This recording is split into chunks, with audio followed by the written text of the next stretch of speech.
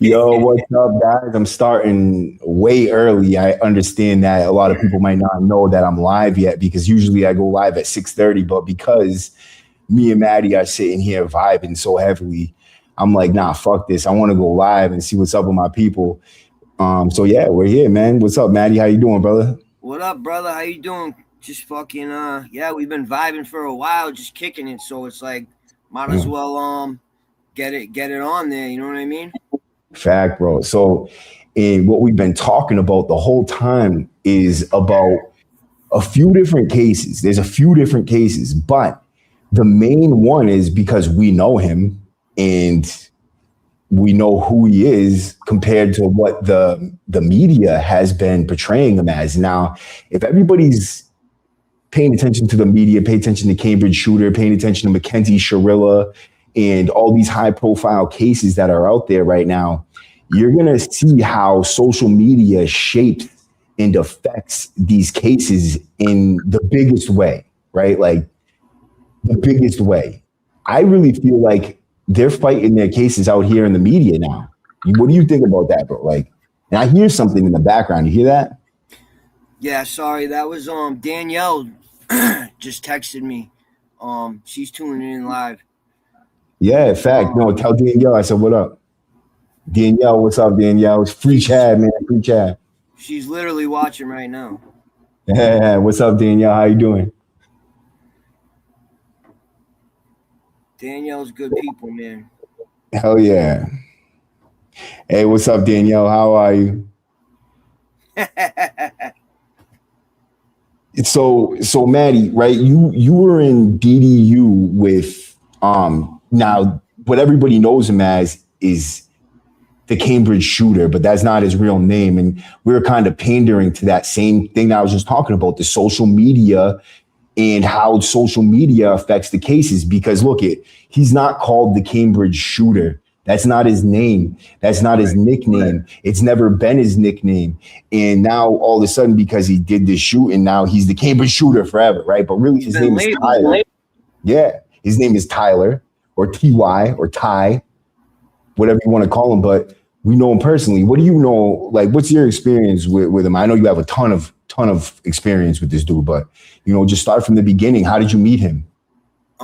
Well, first of all, his real name is Ty. As Okay. far as all his friends call him Ty. His Mm, government name is Tyler Brown. And unfortunately, he's been like given this label as the Cambridge shooter. And you mm, got people that know nothing about him. All they know is like what these news bozos are throwing out there. Like, yeah, he's got a criminal record and ba ba ba ba. This dude, they like he's one of the most intelligent people I've ever met in my life, and I say that with all sincerity. mm. Um, When you because say when you say go he's ahead, man. intelligent, how do you know he's intelligent? Like, what do you mean by he's intelligent? We were in like after DDU, like once we started getting our lives together in prison, we did a program in the max. We started in the max and then went to medium and did it. Mm, He actually earned um a bachelor's degree in prison with me. And damn. Tufts University does a program in Shirley Max and in Concord. It's called Tuppet. And Mm, basically in the max they do the inside out program. So what they'll do is they'll pick 10 prisoners and they'll have like 10 college students that are currently doing an undergrad degree at Tufts University, and they'll come into the prison and we do a class together.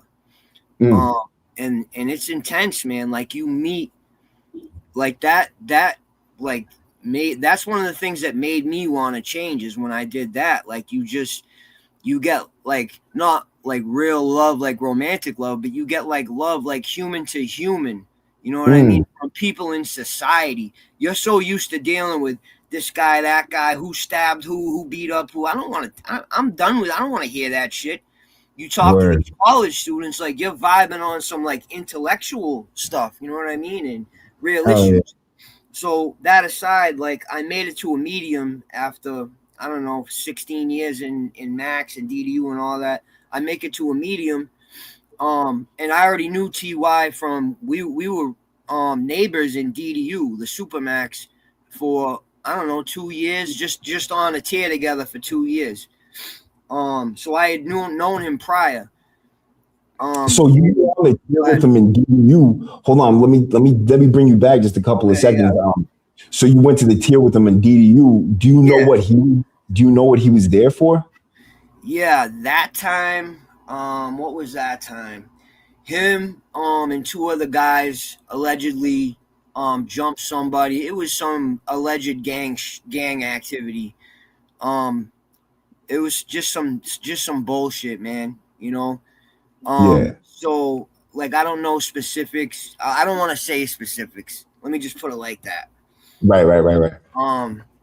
Anyway, we were neighbors in DDU, and which means like you're on a tier with only 9 other guys for a long time, so you get to know everybody on there, especially your neighbor, because you're like sliding stuff under the door to him. Like you're always like you're trading food, like you're down to just the bare basics, and like you're just thugging it in there with like, and usually with your neighbor is just like, yo, I'll trade you my macaroni for your potatoes or whatever. You know what I mean? So you vibe with your neighbor. Anyway, you're getting to know the true human is what you mean. Like you're getting to know the real person. Yeah. So me and Ty were vibing because first of all, he was very intelligent when it came to the law. Yeah. He took time out of every day to read. He was reading law books like they were novels. Like that was his thing. He would order Massachusetts law, criminal procedure and practices, and he'd read that shit like a novel. Damn. This dude was highly intelligent. Like and so we used to vibe on that because I was doing a paralegal course through the mail, getting certified as a paralegal, and that's we talked a lot about law. Was it Blackstone? Yeah. You did that too, right? Yeah, I did the Blackstone law. I got my paralegal certificate. I got my civil litigation certificate. I was going to go for more because it's a good program, bro. I did the criminal one. Like criminal, you know how you can go and do another six course, like 6 things after that. I did that too. But so he was doing that too. Huh? He did that with you? You guys both did that together? No. He didn't even do that. He was just like a natural born, like he took to that law stuff. And, you know, this was like later in his life. So he had already dealt with a lot of criminal cases of his own and learned as he went along. So now here he is. We had to be in our we were in like our mid-30s at that time. So he had already, you know, done a lot of court stuff before that. And he was a very intelligent person, like dealing with when you're fighting your own case and you got a court-appointed lawyer, you know how it is, bro. You're pretty much on your own, dude. You better be in that law library doing your own research, or you're an idiot. You know what I mean? Because when it means something to you, like I was doing civil lawsuits, I was doing all that shit with like, you know, for my medical and you know, filing lawsuits for the assaults when I was in DDU, when Ladico and all them came in my cell and smacked team helmet, bro. They really crushed my whole face with the fucking move team helmet, bro. Yeah. When they ran in on me, bro. I was in B2, and I forget exactly what cell I was in, but it was me, Black, Breezy, the Asian Black.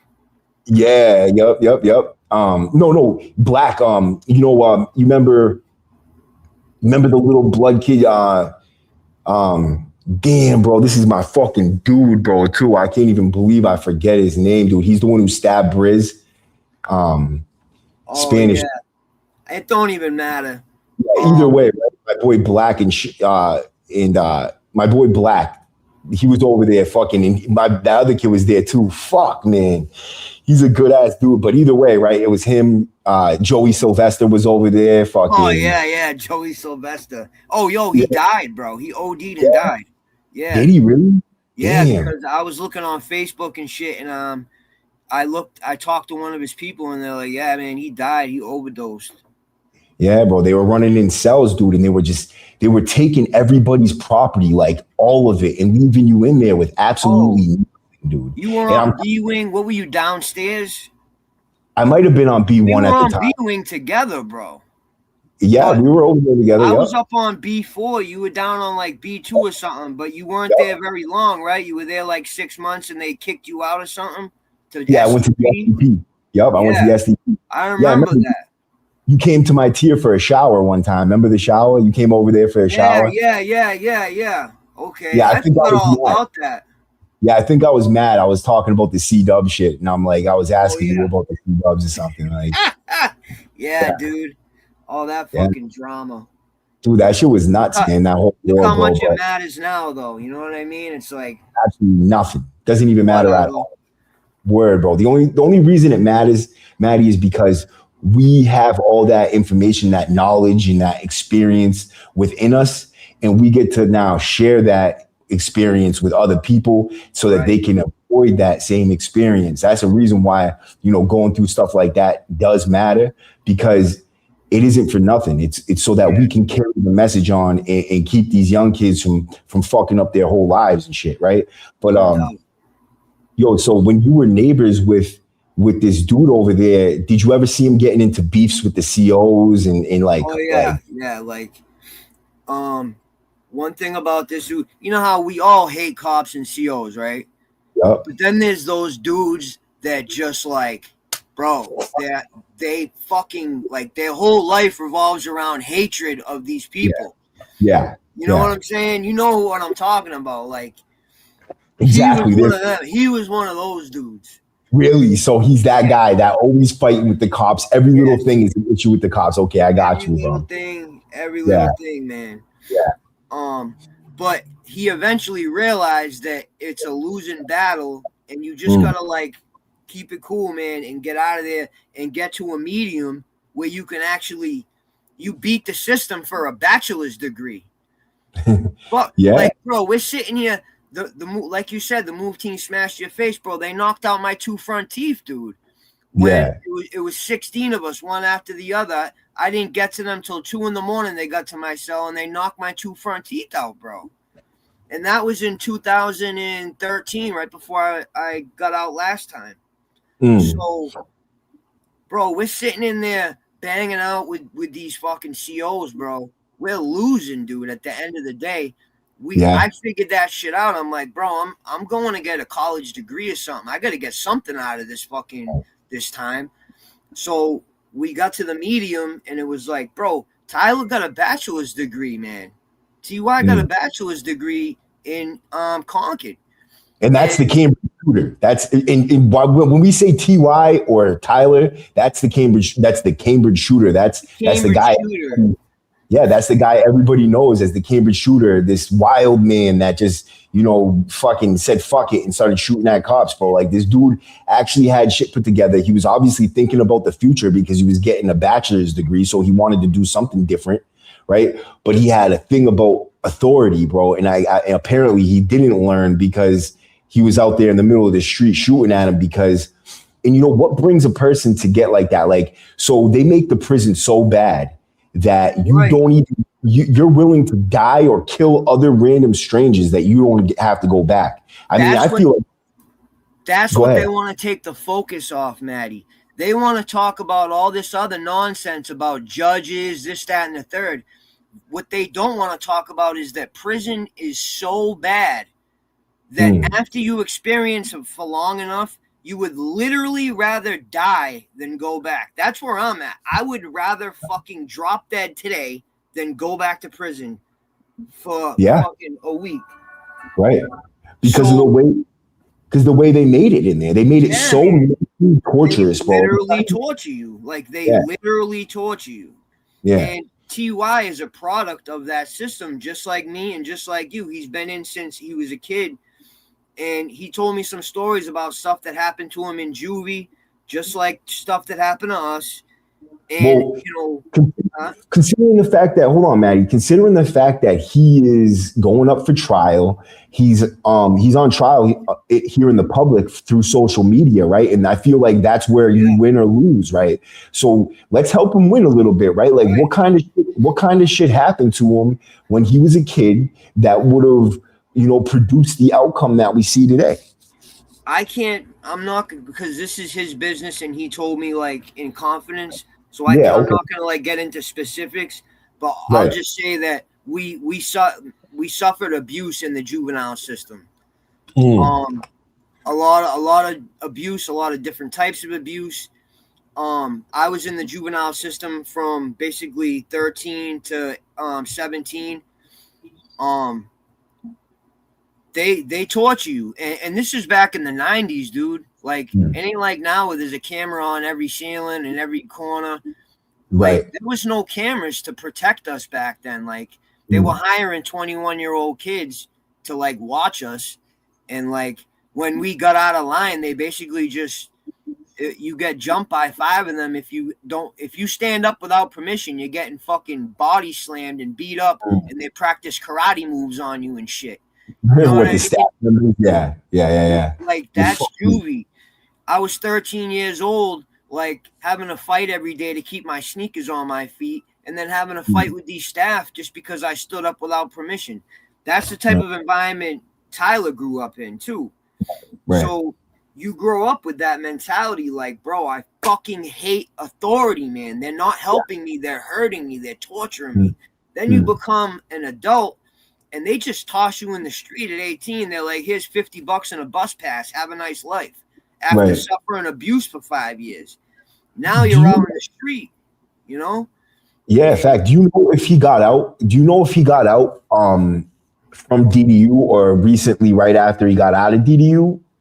What year did he get this out? Do you know? time, he didn't get out from DDU this time. Um, Mm. last time he got out, I don't think he got out from DDU, but he's been to DDU like 4 times, back to back to back to back. Like, and Damn. usually him and like the same. It's usually him and another dude. I'm not gonna put his business out there, but they're good friends. Um, Mm. so he's done quite a lot of time in DDU, just like us, and that's more torture. You know what I Bro, mean? that, It's just that right there is a huge point to it, bro, right? Because look at this, dude, right? You got guys, when we're in prison, Maddie, you see them before they go to DDU, right? Then they start their mission on DDU. They go for a couple years. They come back. They're a little bit different, a little bit more paranoid, a little bit more on edge. They wait a little bit, then they do something else, and then they end up getting sent back. yup, And those are the people that end up always going back to DDU. cycle. It's like I swear to God, it's like something happens to you in there, and it makes you, susceptible to go back. Makes you more violent, and every time you're around people, you end up getting into an altercation, and you end up getting sent back to DDU. Yeah, And he's one of these people. So like something happened to him like over this period of time, like the state set this dude up to be a fucking monster, a straight up killer. Like I feel like it's the state fault. Like the state did this shit and it's doing it to other people right now. let me put it like this, right? If you go into like politics and like what's going on with like the Constitution and all that, they ruled that solitary confinement is torture. Anything over 10 days in solitary is torture. They ruled that in like 2018. They signed a bunch of papers and said anything over 10 days in solitary confinement is torture. I did Mm. 8 years in solitary confinement. So where's my check, motherfucker? Can I get something out of Right. that? And same thing with him, same thing with you. Like, bro, what about all the guys that you already tortured for years and years and years? You created monsters, and then one day you're just like, here, I'm opening the cage. Sorry about beating you up all the time and starving you and abusing you. Please don't go out and hurt anyone. And then you do hurt someone, and they're like bitching about the judge. Fuck the judge, dude. Look Right. at it like this too, Maddie. Everyone was bitching about he only got 6 years instead of 10. So what's your point, dude? He would have got out and shot a bunch of people in 10 years instead of 6. We'd like Yeah. just be waiting a couple more years for him to get out and do that. I don't Right. understand. Like, what's the difference? Like nobody wants to talk about the actual issues. Right. Look at this is his criminal history. It says alleged Cambridge shooter's criminal history revealed, right? And it's got a picture of the fucking scene over there. It says the gunman who allegedly fired upon traffic on Memorial Drive in Cambridge, Massachusetts on Monday, May 11th, has been identified by Boston police as 46-year-old Tyler Brown. Brown reportedly fired dozens of rounds into traffic near Harvard University with an assault rifle, inflicting life-threatening injuries on at least 2 people in separate cars, according to CBS News. He was shot and wounded by a state trooper before being taken into custody. Middlesex District Attorney Marion Ryan confirmed to CBS that Brown is in an intensive care unit. We know that the weapon had the capacity to have struck people on the other side of that river, Ryan said during a news conference. This incident lasted minutes thanks to the actions of the trooper and that civilian. Brown had an extensive criminal history prior to the shooting. He was convicted in 2008 for cocaine distribution and again in 2014 for assault and battery with a knife and witness intimidation per CBS. While on probation for the 2014 conviction, my fault, hold on. I lost my spot. He was known capacity. Okay, while on probation for the 2014 conviction, he was arrested again in 2020 for attempting to shoot several Boston police officers in broad daylight. He pleaded guilty to 8 charges, including armed assault with intent to murder and attempted assault and battery by means of discharging a firearm. Judges sentenced him to 5 to 6 years in state prison following the probation in 2021 and ordered him to undergo mental health treatment. And at the time, the then Suffolk County District Attorney Rachel Rollins expressed disappointment with the sentence, stating she wanted 10 to 12 years instead. I strongly believe that the sentence we proposed, 10 to 12 years, followed by 5 years of probation, that's my exact sentence. And I didn't even shoot at a police officer. I just beat somebody up really bad. But yeah, 10 to 12 years followed by 5 years of probation. That's my exact sentence, Maddie. Yeah. Was appropriate for the level of brazen violence committed. She said in a statement of equal concern is the imposition of concurrent sentences for a prior and separate violent assault on a different member of our community. Now, hearing that, right, a lot of people have said that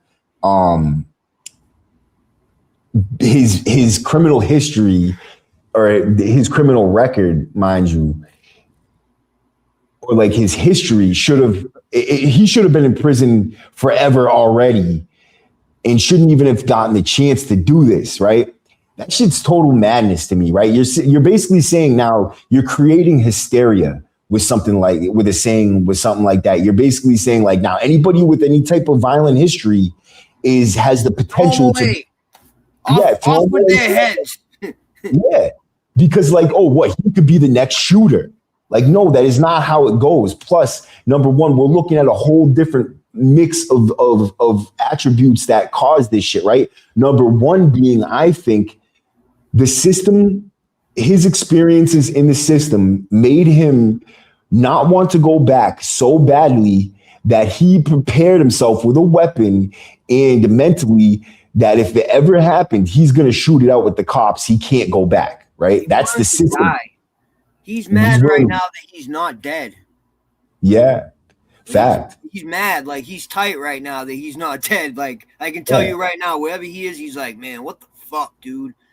And you know what I find funny, too, is, like, he had all them rounds, dude. He could have bodied mad people. I think he just wanted the cops to kill him because he knew he was going back. Yo, word, death by suicide, bro. Because look he had a fucking fire gun. There's people all around him. He did not shoot to kill. That's one of the things I said. I said, look at him. He's clearly looking for help, right? He had a drug problem. Probation wanted to lock him up. He keeps on getting in little minor stuff, right? I feel like drugs are the number one reason. That's the number one threat for every single person coming out of prison. Relapse and drug addiction is the number one threat for you to go back. 100% fact. Clip that. Without a doubt. Like, I feel like I just the reason I'm talking about Tyler is because I want to paint a picture of a person. I want the community to see him as the person that he is, not the Cambridge shooter. You know what I'm saying? Like, I want to give him his humanity. It's not like they can't get a conviction or whatever. Like he, it's a brazen fucking whatever. Right. The best we can do for this dude is to humanize him to the community, because he's not just some guy that shot a bunch of rounds into a crowd of people, man.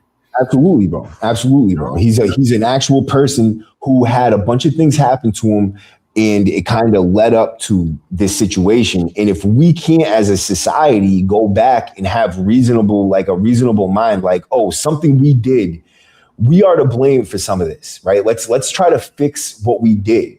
No, it's all about, oh, look at him. He had a prior criminal history. And what did the system do for him? What did that 5 to 6 years do for him? You're saying, oh, well, if we gave him the 10 to 12 years, with a 5 years probation, it would have been better, right? Well, what is the extra 6 years going to do for him in prison? And then the probation for a person like him who has a problem with drugs and hasn't learned how to figure things out yet. And, it's going to be wicked hard for him to complete probation. It's just going to end up in the same circumstances. The probation is a setup. Like, when you do your time, like, bro, if you give me time to do in prison, I ain't complaining. If I did the crime, whatever, I'll do my time. But all this, like, you getting out and, like, there's some dude that just has you on, like, a chain and, like, gets to tell you what to do and shit. I don't know if I agree with that. I lucked out. I'm on probation, but, like, I got a good probation officer, like, who treats me like a human being. But some of these dudes are just looking to fuck with people, man. Like, they got bullied in high school or something, and they can't even get a CO's job. So they're like, you know what I'm saying? Like, I don't know. I feel like you do your time. Oh, and then let me say one more thing, Maddie. Yeah. Like you were saying earlier, bro, these hysterical people that get on social media and they're like, my God, he did a violent crime 10 years ago. Lock him up and throw away the key forever. Hey, brother, that's not how the world works. Wake up, dude. Like, that's why there's laws. Like, this right here is a law book, my friend. And, like, you don't get to just lock someone up forever because they fucking punched somebody 10 years ago. Right. Don't get on social media talking about laws if you don't know what the fuck you're talking about. Well, that's another thing, is that we got a lot of fucking, passenger seat quarterbacks that fucking that want to, they have a comment.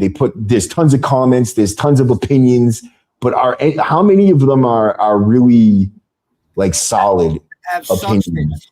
Have substance. You know what I mean? A bunch of people chirping the same shit. Word, bro. And then someone else said, do you think they will smoke him now and use his past against him and mark him a habitual offender? Absolutely, bro. Yeah, he's done. It's case closed on Tyler, bro. Like, there's no even, like, I wonder what's gonna happen. Like, that's it, bro. It's over for him. The best we can do is humanize him, and hopefully his jury, maybe, who knows, if they play this video, I doubt it, but I just want the world to see this dude as a human being, because there's so much more to him than what he did. Right. But as far as anyone wondering what's going to happen in court, like, he's going to smoke. Use your head. But I think, like Maddie said, right? Yeah, there's no question. The dude fucking is guilty as sin. He's on every news station in America in the middle of the street shooting it out with cops. He got shot in the leg. He's the guy, right? Well, that is the state of mind, though. Right. How did he get there in the middle of the street so open and ready to die because of this shit, bro? Like, that's what determines guilt. What determines guilt is your state of mind. You can do something and not be guilty of a crime if your state of mind did what it's called mens rea in Latin. That's your state of mind, the guilty mind. You have to have known what you were doing and committed a crime. We don't know that what his state of mind was. That's why I'm trying to paint this picture. Sure, you can look at him as like a cardboard cutout that did something, but you don't know what was going on in his actual brain when he did it. You know? Fact. Andy's a good dude, bro. Like you said, you were in DDU with him for years. You went to Tufts University with him. Like, didn't you, he went to Tufts, right? I want to talk about Tufts a little bit. Yeah, Like let's talk about our it. experience in Tufts. Let's do it. So we were in And so, Tufts together. We were in Tufts together for 2 years in Concord before they closed it, MCI Concord. And, what was that like? What was that like? What was that like? it was one of the best experiences of my life. Prison, in prison, out of prison. Like, it was one of the most meaningful things I've ever done in my life is doing university.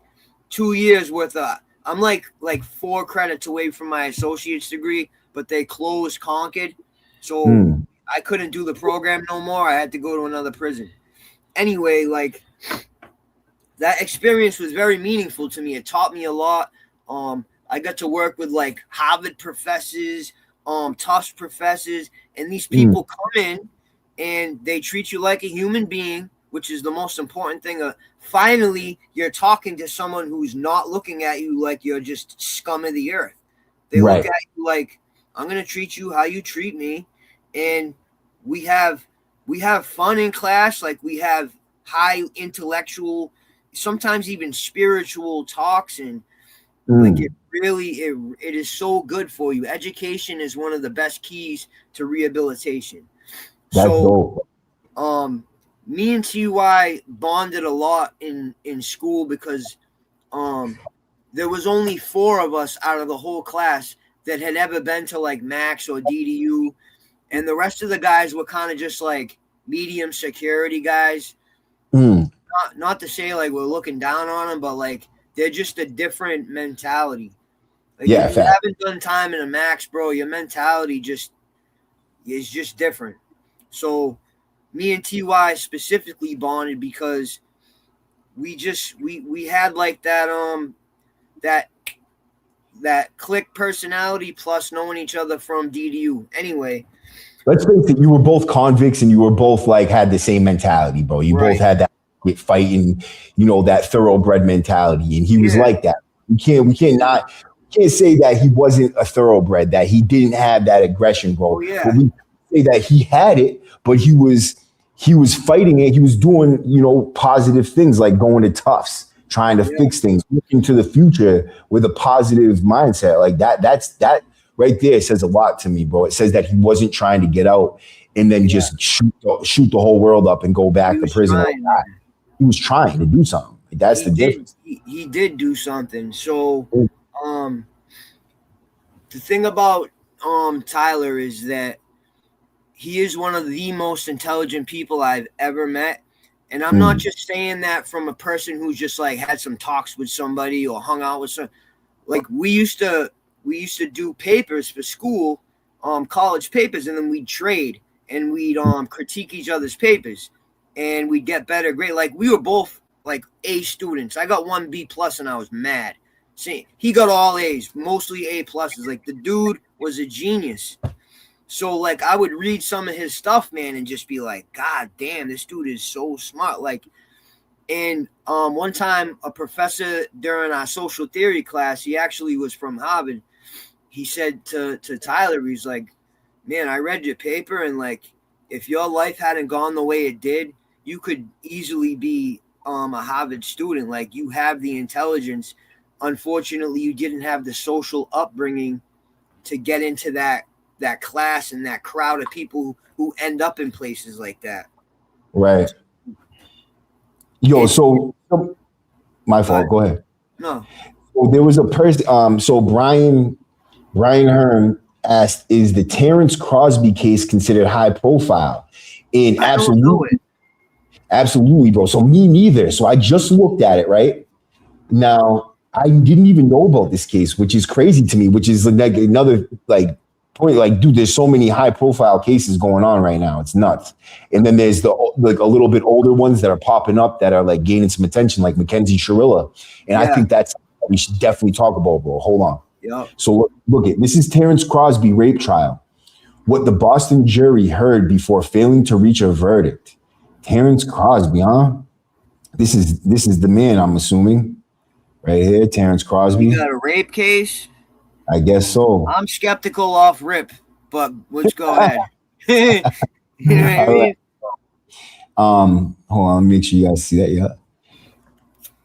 In the early hours of March 15th, 2024, a woman walked into a hospital room in the city of Boston and reported she had been raped.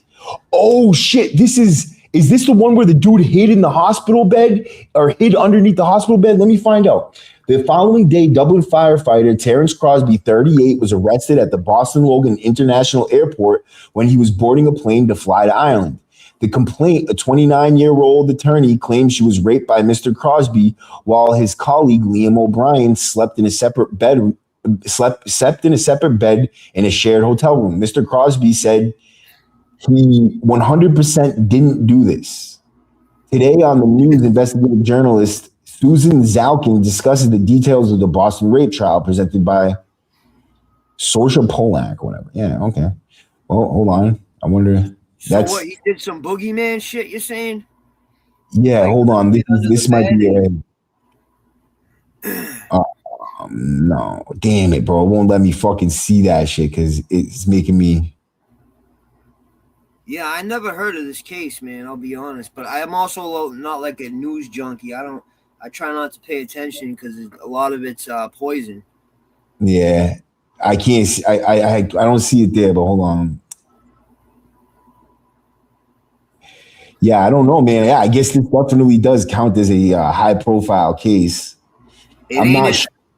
it ain't as high profile as like the Karen Reed shit, but It's in the fucking. Imagine being able to build an app with your name on it just by thinking about it. Meet Base 4. Hold on. Okay, it's on YouTube. It's on YouTube. Oh, it's already streaming. Hold on.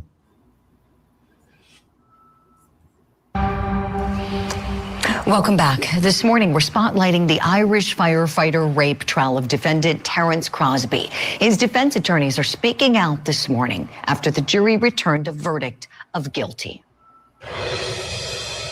What say you, Mr. Foreperson, as to indictment number 2024-00244, offense 001, rape? Is the defendant not guilty or guilty? Guilty. I want to welcome Terrence Crosby's defense attorneys in now, Daniel Riley and Patrick Garrity. Good morning to you, gentlemen, and thank you so much for coming on the program. I want to start with just your reactions to the verdict that came in on Friday. Daniel, I'll begin with you, please. Thanks, Julie. Thanks for having us. Obviously, we're very disappointed in the outcome, as is Mr. Crosby and his family. It's very difficult to take a guilty verdict in any case, particularly this case where we thought we had raised some sincere and legitimate reasonable doubts. Obviously, he's a young man with a family, and so it's particularly hard, and he's been away from them for so long. So I think he's taking it very, very hard. Well, that's got to be one of the worst cases to go up for if you're not guilty, dude. In fact. Yeah.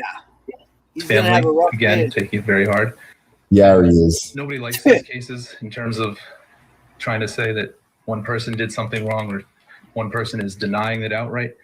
Who do you believe? Who can you trust? Yeah, that's Both tough. parties are saying that it wasn't me. I didn't do it. Yes, you did. He said so she. Clearly the jury chose to believe one of them and disbelieve the other. And so that makes it even more difficult for Mr. Apparently he's a UFC fighter. Crosby to continue on. Yeah. I wanted to ask you both about his family support. We noticed there was a woman sitting behind your client during the verdict announcement. Can you tell us who that woman was, please, Daniel? I assume you're referring to his wife. She came over from Ireland, was here for the case. Yes, that's his wife. Obviously very distraught, very upset by hearing the verdict. She supports him, has supported him this whole way. She was here for the first trial. She was here for this trial. And of course, as one would imagine, very, very upset. What was he doing getting on an airplane? Assume, but we thought either wife or mom. Why was he getting on a plane going let's back continue down? talking about that. Patrick, I want to go to you next, please. Your reaction to the verdict, and if you'll also speak to the family support that your client has. Yeah, absolutely. My reaction, you can kind of see it a little bit in the video. I immediately dropped my head. I was in disbelief. this is a close case, and there's a reason why the first trial ended the way it did. And there's a reason that the jury was out for as long as they were in this case. So Sorry I was a about little that, bit man. Yeah, turn that thing on. You that understood they it. reached the verdict that they did. And, candidly, I still don't think they got it right. I still believe our client was innocent, is innocent. Man, that's a bad one to get a bad verdict on, a rape case, bro. And it's in Massachusetts, so he's going upstate. 2 hours with them. Remember George Perot? Me and Dan had a break. That was Montana, bro. You remember Montana? Yeah, I do remember George Park. George Shit. Perot. That was like the most with famous fucking, like, is he innocent innocent rape case or stuff. You know what I mean? But he was up there hanging out. She's still distraught, and He was in that Mr. gym Crosby's fight. father and close lifelong friends, and they were all in disbelief. In fact, in the clip that Court TV has of the verdict being read, you could hear his father just break down. And I know these cases boil down to a lot of emotion, but that emotion extends to the family. And as much as any alleged victim is infected, so is the client's family. And Mr. Crosby is just another display of how these types of cases can impact more than those that are in the courtroom. Sure.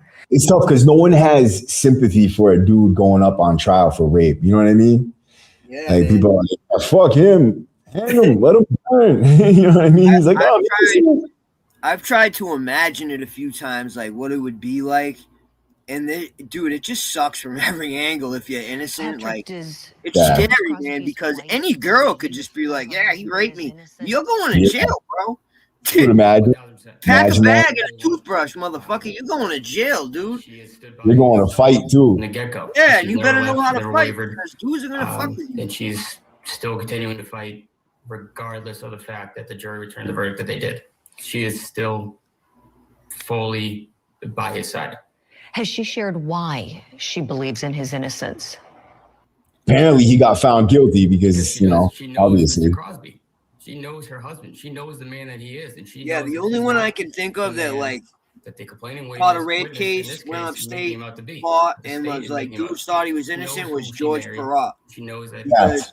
her He was husband is part innocent, of our, like, regardless of normal who's saying what. fucking social also group. now Like, know, everybody sadly, that talked he to him, cheated but they would because talk the shit behind his surveillance back video and shown shit. Like, from all him the at fake bar, motherfuckers. snuggling up Fuck to him, he's another a scared woman. if they got in an argument with him or something. You know what I mean? Fact. But So, he was a tough dude, man. He was in Walpole in like the 80s or whatever when like that shit was lit. hell yeah. Yeah, like George was one of the few. But didn't he get out and like something fucked up happened? I don't remember, man. Yeah. What- Yeah, a what few did- things, bro, right? So, like, George, man, and like, I love George, bro. I thought I did. That was my brother, bro. That was like my boy. And, I totally believed in his innocence. I've read all his paperwork. That shit makes the movie To Make a Murderer. Yeah. Bro, that shit makes that look like piddlywinks, bro. Like they really framed this man. They took a glove out of his fucking girl's house. It was his girl's glove, mind you. Didn't even fit him. And like, the saying, like, if the glove don't fit, must have quit from fucking trial.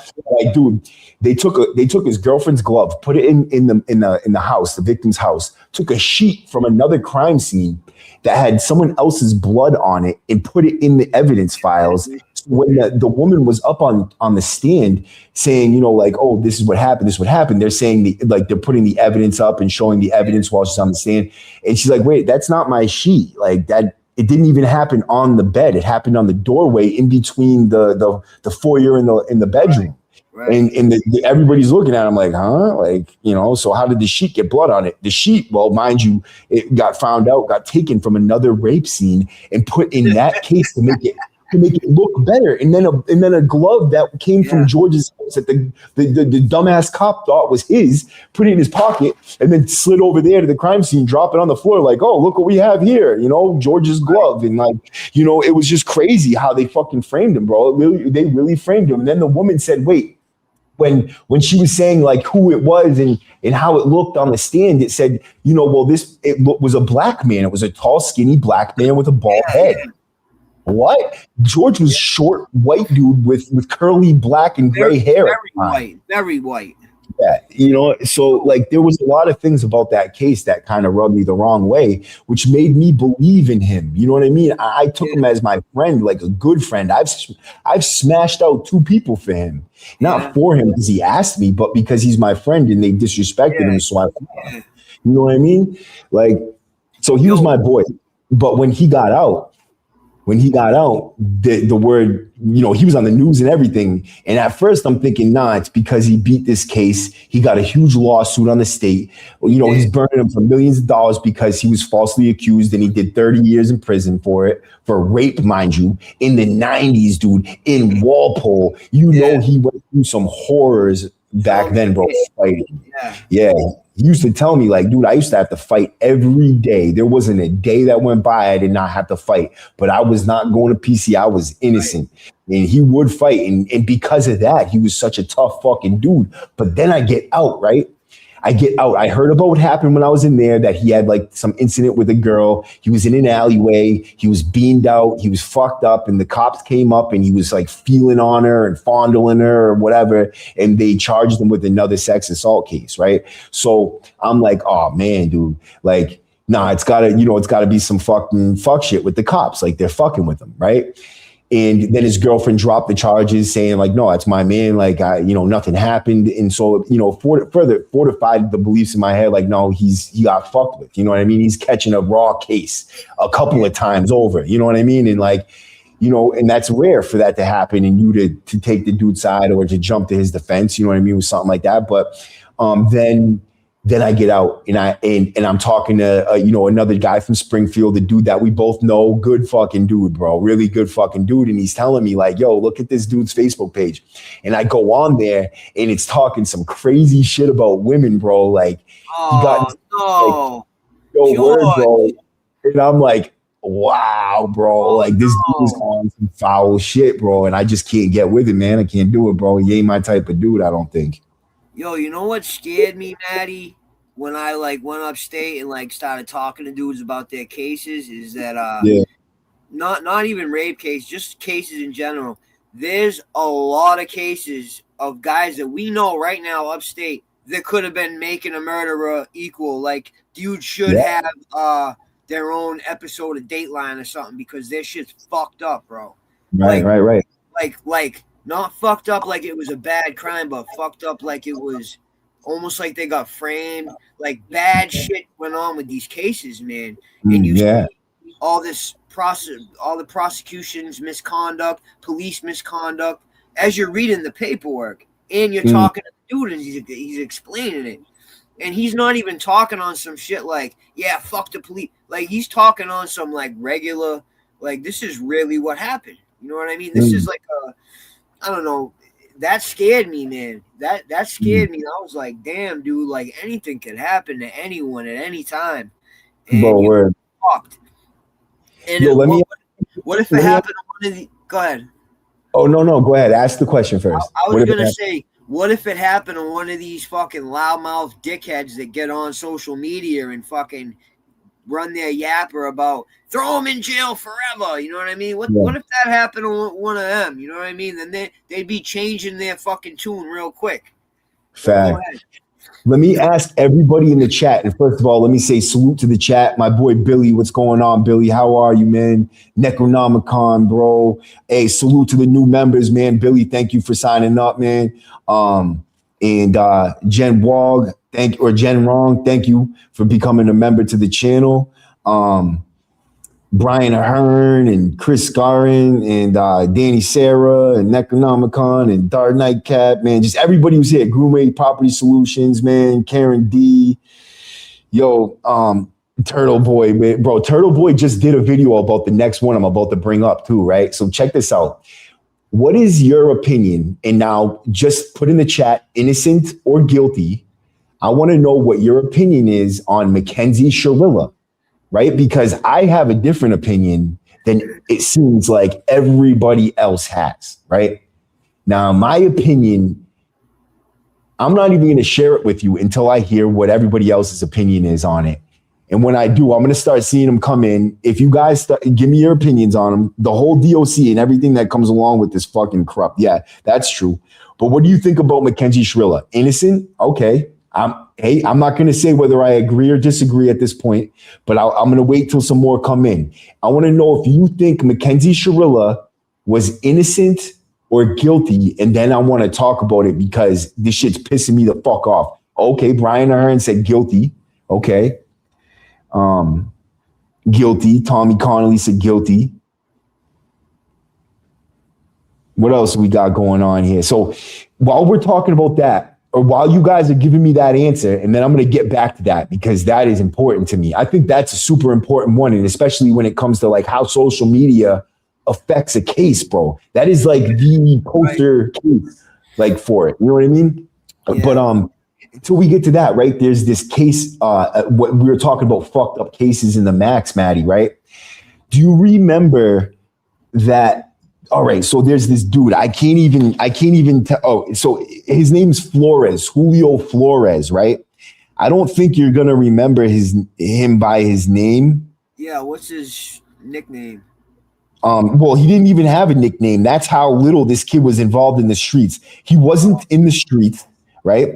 He wasn't like a little gangster. He was nothing, but he's doing life in prison right now, or he's doing a very long stretch, anyways, for murder. Like, where's the case out of? He's from South America. He's from Southern America. He came up here when he was very young. They're trying to send him back to his country right now. He's from Venezuela, I believe it is. Yeah.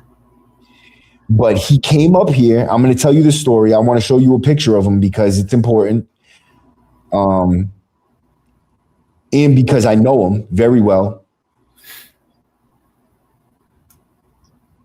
Eddie O'Brien's about to file a Rule 30. No, I know. I seen that in the news. Eddie O'Brien's another one. Isn't he out? Eddie O'Brien? Yeah, I thought he got out. No, I don't think he got out. But I do know this, that he's another one that had a fucked up case, bro. Like, yeah. Talk about how not admitting to something, you can't get parole, bro. Like, that's crazy. That's crazy. Yeah. Because the way they see it is if you get found guilty in the court, that means you're guilty, whether you're guilty or not. And if you're on a second and you have a chance for parole, that means that if you go up for parole, even if you're not guilty, you're gonna have to sit there and say, I did it. And then you can never flip your case. Yeah, and then you have a chance to go back again and go, you know what? Well, I'm not guilty. Well, what about this parole hearing? You know what I mean? Like, it's bullshit, bro. It's straight bullshit. You have to choose between never getting out of prison on parole or never getting out of, or if you go back, you know what I'm saying? Like, they're holding you hostage to say that you did it. That's like a hostage situation. We're never letting you out unless you admit it. But what if you really didn't do it and you're trying to flip your case? You got to sit in prison forever? Them seconds are crazy, man. No, it isn't. I know a few people, and it's not even a second. You can go up for parole for anything. Even if it's not a second, you could get not guilty. I mean, you could go in there for parole. If you're not guilty and you got found guilty, then you're still going to have to admit it. His name's Mark. Luke's brother. Okay, so this is it right here, right? Hold on. I'll share the story because it became an international story, dude, right? And then we'll get into that Mackenzie Shrilla thing real quick. So this is called The Boy Who Snapped it's Marco Tulio Flores, right? Now, I never even knew that this kid was here for that, right? I'm going to tell you the story about this kid, right? Before I even show you about his case. So when I first got locked up, right? Or not first got locked up, when I first caught this new case, and I went back to Walpole after I took my time, I was locked up there. There was a kid there named Marco. One day I was at the table with him. It was me, Marco, another kid. And the black dude that I made the video about being a bully, he came over and tried to fight the kid that was at the table with me. So I called him in the cell. Who was it? I didn't hear it. His name, he's a big black dude named Goob, right? Big black dude named Goob.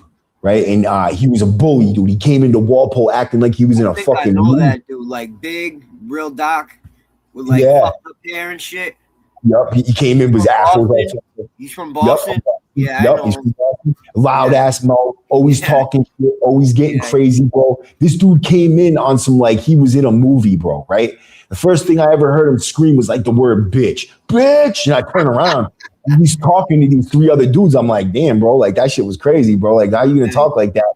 You know what I mean? You don't yell that word like that. You know what I mean? Because then anybody could think you're talking to them, bro, and then just hook off on you, bro, right? Like, or stab you, dude, whatever, bro, right? But this kid comes in, dude. He starts phone checking dudes, like literally phone check, taking the phone from white dudes on the white phone. It's getting crazy. Like he's causing mad friction. So finally, when it came to a head, I'm calling him in the cell. I'm like, come in here, you fucking bitch ass motherfucker. Come in, you fucking punk. Right? His boys at the table laughing at him like, you don't want it with Maddie. You don't want it with that white boy. That white boy will fuck you up, bro. Right? But anyways, Marco's there. Marco's sitting at the table the whole time witnessing this shit. Right? Then I get to the Max and he's on the block with me in the Max. And he's walking with the kid Donnie Diamond down the tier as me and Jacob are walking towards Donnie to smash his teeth in, right? So as soon as me and Jacob get to Donnie, we start fucking him up. Marco just walks around, walks away. Bro, I liked Marco. I seen him throughout the facility for the rest of my bid, kept on saying hello to him, never knew. Bro, I get out and I'm looking through media. I'm doing the podcast. So I always see this picture when I look up pictures of the Max and I'm looking for content shit. And his picture pops up. He's sitting in the booking area, just sitting in the booking area. And I'm like, what is this, bro? So I end up looking into it. After a little while, I keep on seeing his picture pop up. Like, why do they have this kid's picture in here? So I look at it. I read the story. Marco Flores, right? The boy who snapped, right? This kid, he was just 9 years old when he moved here so Marco Flores, he's sexually abused by a family friend when he was just 9 years old. As a teenager, hold on real quick. As a teenager, he found a photograph of a 6-year-old nephew in his predator's home. The traumatic memories came flooding back and he snapped and he went and he killed his abuser, bro. Right? So he's in prison. Yeah, huh? Good for him. Salute. Right, bro, right? Marco Flores, 17, had been tormented by memories of sexual abuse at the hands of a family friend when he found out a photograph of a young relative in his abuser's home. The traumatic memories came flooding back. Jamie Galdamez, a 31-year-old native of El Salvador who lived in East Boston, was a family friend of the Flores family who lived across the street. Galdamez, who had sexually abused Flores from when he was 9 years old until he hit puberty. Flores had never told anybody about the abuse, and Galdamez remained a close family friend, even being entrusted to babysit Flores' children after school. Wow. After the 22nd of May, 2011, Flores picked up a video camera and aimed it at himself. And he said, "Today is the day," he said. "I'm off now. I'm going to go for a bliss walk, and then I'm going to go head down there." Flores then picked up a dog chain he had purchased for the dog his mother made him get rid of, as well as a knife. It was this warm summer evening that Flores decided he was going to kill his pervert. A week earlier, Flores had found a photograph of his 6-year-old nephew in Galdamez's apartment. Something inside him snapped and all the traumatic memories came flooding back. He knew that the photograph meant, and he knew he needed to protect his nephew to prevent him from going through the same treatment he went through. Now he was making the way to Galdamez's apartment on Saratoga Street. Once inside, he tied Galdamez up and confronted him about the years of sexual abuse while alone after school. Galdamez had molested the young Flores on numerous occasions. On camera, Galdamez confessed to the abuse after initially denying it. At one point, Flores lifted out the knife and was preparing to slit Galdamez's throat. However, Galdamez requested that he be strangled to death with the dog chain. as there would be too much blood and it would be too painful. Flores complied and then asked Galdamez if he was ready. When Galdamez nodded, Flores placed the dog chain around Galdamez's neck and tightened his grip until Galdamez stopped moving. Galdamez stopped breathing. Flores looked towards the video recorder and set it had felt good to accomplish his goal, to protect other children and get rid of his abuser. He said, I can think so much clearer now, as he sat down on the bed. The rest of it, like, no word, my bro. hero, bro. Yeah, like I don't need to read the rest of it. We all get the idea, dude, of what this kid did and what he went through. And it's just so crazy that I ended up right next to this dude. I never even knew his history. And it just goes to show, like, you can end up in prison next to people like, man, you just don't know what they've been through, man. It's just crazy. Look at Mikey Freeman. Yup. Crazy situation. You can explain that one if you I want. was friends with him forever before he told me about his case. And I was like, damn, dude, good for you, man. Mhm. Sucks you got a natty, though. He killed his abuser too, wasn't it? Or was he abusing somebody? He was sexually abused by this dude when he was a kid. So he got a fishing like fillet knife and he crawled in through the window and the dude was sleeping and he just fucking slit his throat. I think he almost decapitated him. Jeez, though, that's crazy. He's a dog for that. Yeah, bro. Then he went to didn't he get caught because he went to like a gas station and the dude was in the backseat of the car or something? Nah, I forget, man. I forget how he got caught. Oh, he got caught because like that was like his stepfather or something. Ooh. Yeah, like it was some weird shit like that, and they knew it was him. I don't think he was really trying to hide it, man. Nah, man, it's crazy to me that people, like, you go through something like that and then you kill the dude and you have to sit in prison for the rest of your life for it. Yeah, that ain't right. Like he destroyed his life, so like that's what I don't believe in. I don't believe like in a lot of cases, like the court should get to decide what happened. Like, bro, if I got sexually abused and tortured and like raped, you're telling me like I can't fucking kill my abuser? Like, who gets to decide that? Society? This book? You know what I mean? So like, I don't know. Let these fucking social media yappers talk about that. Well, let them get raped or let one of their kids get raped and see how they feel. You know what I mean? There's so many different situations that will completely sway how you feel about these things, man. Word. And so check this out. So Mackenzie Shirilla, right? Let's get back to this because there was a few people that answered me. And I really feel like this is probably one of the most interesting, if not fucked up and perverse things that happen in our society. And it's just like, it's a symptom of our culture. I really feel like that because Mackenzie Shirilla, right? So she's a girl, a young teenage 17-year-old girl who crashed her car into a fucking school going like 100 and something miles an hour, dude. And everybody else in the car died but her. She was driving the car. So she was fucked up though. She was like under the steering wheel when they got her. Yeah, they found her mushed underneath the steering wheel, unconscious, but still breathing, and everybody else in the car was passed away. Yeah. Right? She gets charged with the manslaughter. She got charged with murder of all of them, or murder at least of her boyfriend, right? And they gave her fucking, what was it, 15? Did they give her 15? How much time did they give Mackenzie Shirilla in prison? Like a second, I think. They gave her like whatever that state's equivalent is to a second, I believe. Right. But Mackenzie Shirilla, like, they started this like witch hunt. Like, oh, at first it was a car accident. These poor kids, you know, all her friends died. This poor girl, you know, she was in love with this dude. She actually was the one who was, you know, responsible for his death because she was driving, but responsible in what way? You know what I mean? Like, right.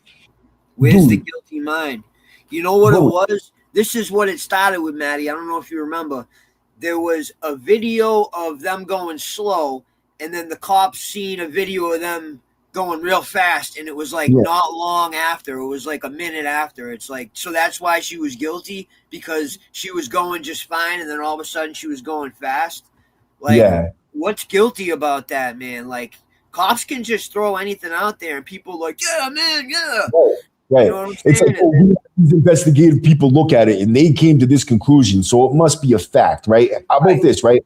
She turned the corner And that's what you were talking about, is because she turned the corner and it was a controlled turn. And then and it looked like she was in control of the car. And then she started going faster and faster. And then boom, nobody knows what was going on in that car. And she claims that she didn't really have much memory of what happened right after. But the bottom line is that once they started coming up with all these, like, first of all, I think it really started in like these schoolroom media chats, like, oh, she's a monster. She's the one who killed him. And then it just started this like social media outburst. The mother's stupid. The father's an idiot. They're all to blame. They're a bunch of monsters. Like, this is something that snowballed out of control in the media. And I feel like what they were saying kind of like, what those investigators were saying and putting out there as far as like, oh, this couldn't have been an accident. Like, there was no break. There was no braking. She did it on purpose. She crashed straight into there to kill her boyfriend. Well, how did she know she was going to be the only one alive? It's impossible to smash into a building that fast and be thinking that you're just going to kill him and you're going to survive. It's literally impossible. And especially the injuries she suffered. It's not like she didn't have no injuries. And, bro, it's just, you have to have the guilty mindset to get found guilty. And the judge has to explain this to a jury as to, you have to have in your brain the malice and the guilt to commit this crime. And, bro, how you going to prove that when a person smashes into a building going that fast? Like, it's impossible, Maddie. You know what I mean? We're definitely raising the bar on what we can consider actual murder and what we consider crimes that we put people in actual prison for. Right. And these are actual kids that were doing it. She's only like 18, right? Things. Like, bro, we're putting a little girl. Like, when did this world become so crazy and so cold that we can go and we could read all the shit they're saying on social media and develop an opinion that this girl is a fucking asshole because she did this, right? Like, bro, she's a normal teenage girl. Let me tell you that. I listened to all the phone calls. I've listened to what her parents said. And now let me point out another thing, like on the phone calls and shit. And people, they tap in and they're like, oh, their parents are the stupidest people I ever heard. They're delusional. They're all these things, bro. How about this? That mom is just trying to be a friend to her daughter who's now serving basically a life sentence in prison. And, so her daughter cannot like spin out and become super depressed and think she has nobody out here. And every time she gets on the phone, does she have to be a mom to her? Like, oh, you shouldn't be doing this. You shouldn't be doing that, blah, blah, blah. She's trying to support her daughter and just be there for her the best way she knows how. And everybody in this fucking planet is thinking like, oh, this mom is such a fucking stupid bitch. Listen to the way she says, oh, girl. Like, she said, oh, girl on the phone like she was her friend. And people have something to say about that. It's like people have something to say about every fucking thing, dude. Like, get a fucking life, dude. How about you have something to say about your own family and what's going on in there? Because I guarantee you there's some shit going on that you need to be focused on rather than that. You know what I mean? And what does her mother have to do with her guilty mindset that they should be finding her? Like, come on, man. These two things are like, don't have nothing to do with each other yet. It's playing an influence on it, man. Yeah, that ain't right, dude. Her father's intelligence and her mother's intelligence has everything to do with like her daughter deserving to be in prison because they're stupid. That dumb bitch deserves to be in there. She's an asshole. She's fucking crazy. Like, I listened to her and you know what? She seems like a normal teenage girl who's influenced by the world. That's it. The court system is now becoming more emotional when it's supposed to be it's supposed to like take the emotion out of it and examine things objectively, not subjectively. That's the big problem, is we've gone from being an objective court and now it's like we're letting emotions get into court, or like people's appearances and stuff. We shouldn't be doing that because that's too much an influence on facts and fictions. So the Mackenzie Triller case did not change the overarching Ohio statutes. Instead, the legal and procedural impact of the case includes blah, blah, blah. Okay, hold on. I'm looking at what what the Mackenzie Shirilla case changed as far as the court system, because it did something different that they never really did before. I forget exactly what it was, but Yeah. the 8th District Court of Appeals cemented the 365 jurisdictional limit for post-conviction relief petitions. Shirilla's petition was dismissed without review because it was filed one day past the deadline, reinforcing that courts lack the authority to hear the late appeals. But and that's another thing. It's like, dude, these little tiny little fucking things are going to stop a person from being free. And I get it, there's rules, but you're not going to hear the appeal of a young girl because it was one day late. Like, man, bro. And you know what, too, is like, I feel like people are starting to view people in the courtroom as like a cartoon character or a cardboard cutout. Like, their life don't really matter. It's all just like an image for them to be entertained by. But then at the end of the day, this person is going to prison, and it's worse than being dead. Like, it's worse than being dead, bro. Just kill me, man. Kill me. Bro. So it did something called the Dom's Law, right? Okay, so check this out, right? Boom. It created something called the Dom's Law. Ohio family pushes Dom's Law to block convicted violent offenders from profiting on social media. So what they're trying to do, because of Mackenzie Shrilla's case, so not only did they lock this girl up for getting into a car accident, which people died, and her fucking boyfriend who she loved died, and she lost all her friends, and she has to live with that. But now she's going to be the poster girl for not profiting off of the crimes that they were convicted of. So what about the Green River Killer or fucking all these other terrible cases that you could have did that with? You're going to do that with Mackenzie Shirilla, this little 17-year-old girl. She's such a monster.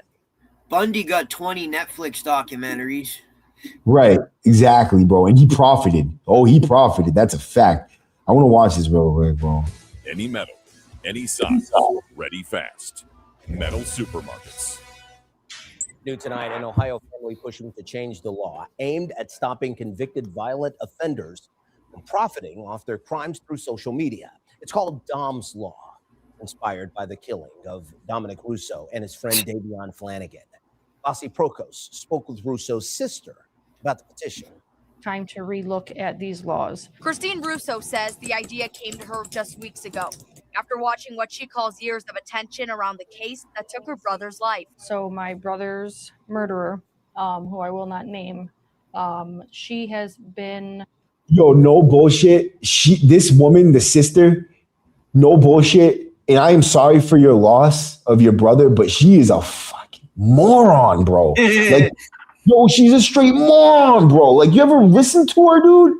Yeah. Bro, this is who's gonna push Dom's Law. This is what's gonna change the law in our country. Is some vindictive sister of a fucking guy who died in a car accident. Okay, that's what happens when you give an idiot a microphone. Being social media famous from the very beginning. The Mackenzie Shirilla case has recently been brought to the public's attention.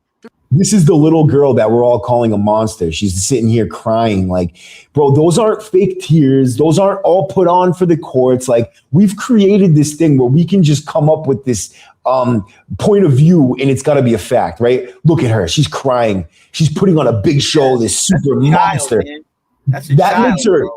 That makes her more of a monster because she was sitting there crying, and they're all making it look like this was this big show and shit. Like, look at this monster crying. She killed 3 people. Like, yeah, that was her boyfriend and her friends that she grew up with and hung out with every day of her life and loved. Yeah, that's why she's crying, and she's facing a life sentence. Yeah, she's crying. She's a little girl facing a murder trial of 3 of her friends. Yep. Through a new Netflix documentary called The Crash. Her mom's telling her to write a book.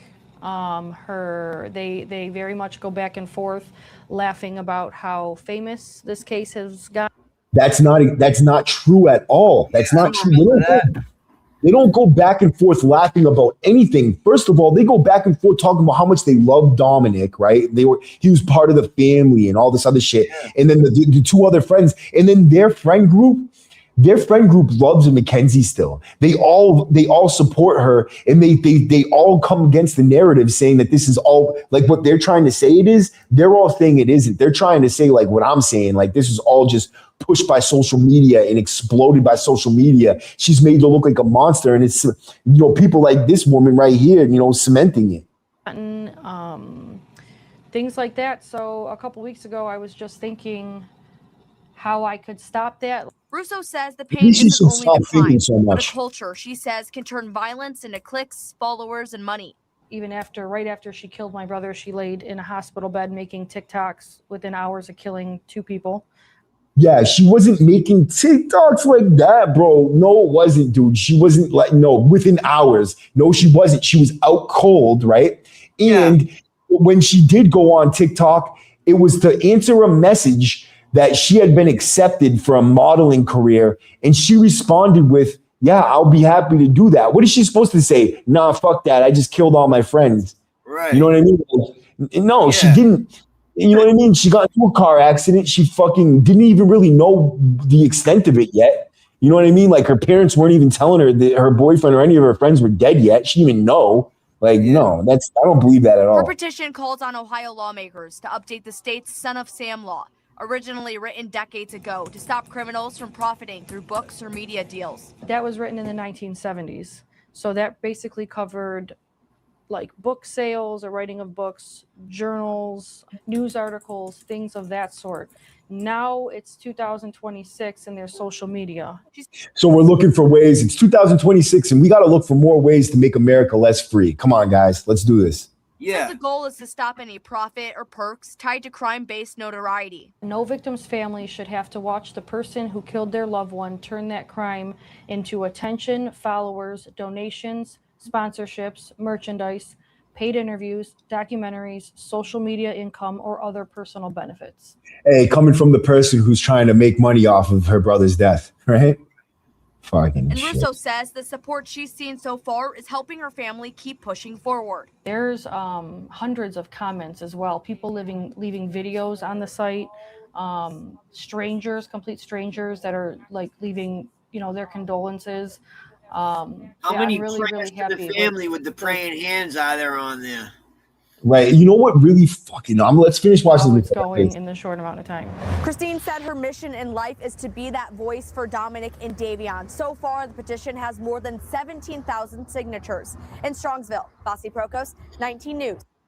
What about having like some honor for your fucking brother and being like, instead of getting on there and doing something like that, why don't this is a big thing, right? So when in the movie The Crash, the Netflix documentary they just did, right? They have a point in it where the parents are sitting there and the parents they get to the point where Dom's parents find out that she's getting charged with murder, and they go, "Oh, no way, no, this is terrible. Now she's a murderer." It's right.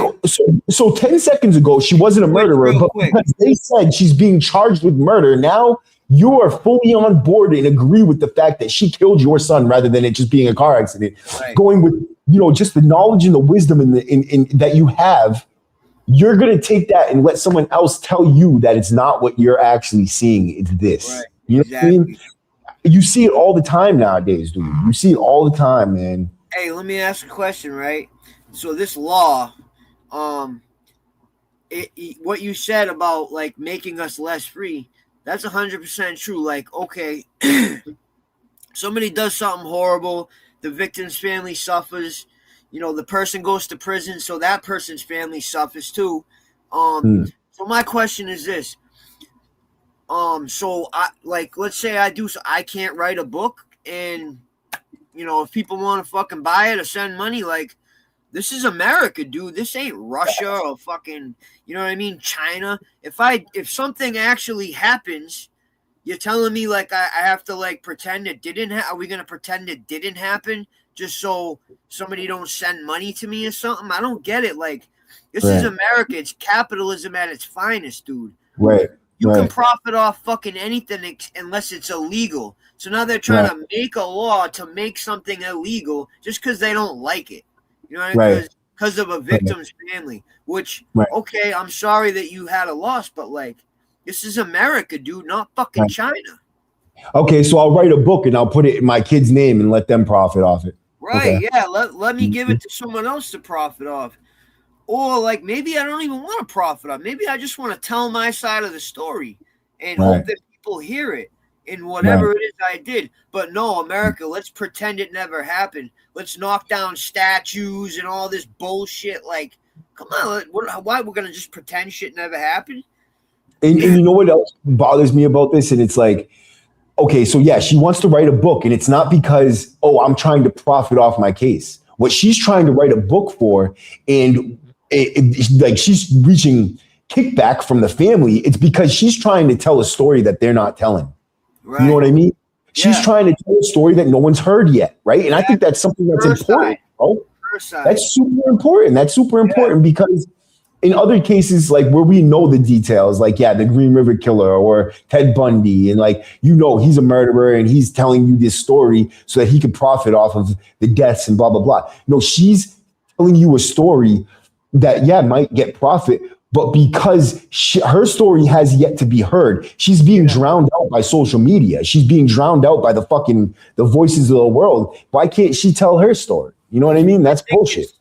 It's like America. It's like the country where everything's nerfed. Everything's padded and covered up. It's like they're just trying to silence the person that has been labeled as the offender or whatever the fuck you want to call it. They always want to silence the person that they don't like or society doesn't like. Like once they decide that your story doesn't matter, like that's it, man. Like once you've been labeled a criminal, dude, that's like criminals are the only class of similarly situated people who it's okay to publicly hate. Right. Like you can get on the internet and say you don't like gay people, and they'll be like, "Fuck you, dude. You're canceled." Go ahead and get on the computer and be like, I don't like that guy because he had a crime in his past. They'll be like, yeah, you know what? I don't like him either. Fuck him. Fuck him. Kill him. Hang him in the streets. Like what? Number one, what if he's innocent? Number two, like, fuck, nobody makes mistakes, man. Like, come on, dude. Fact. Guilty by public opinion, Karen. Absolutely. You already know. Man, what do you guys think about all this shit? And is there anything that any cases that you guys want us to touch on that you think should be? Fact. Billy said, shit, most serial killers seem like normal family men on the outside. Yeah, you know what I mean? Like, that's how they get away with it for so fucking long. Yeah, fact. That psychopath juice going on. Like, they don't... They just act like society wants them to act so they can blend in and be a predator. That's psychopathy, man. No, so she didn't hit the brake. Mackenzie Shirilla never hit the brake. And that's the biggest factor in deciding whether she murdered somebody. Yeah, that's bullshit.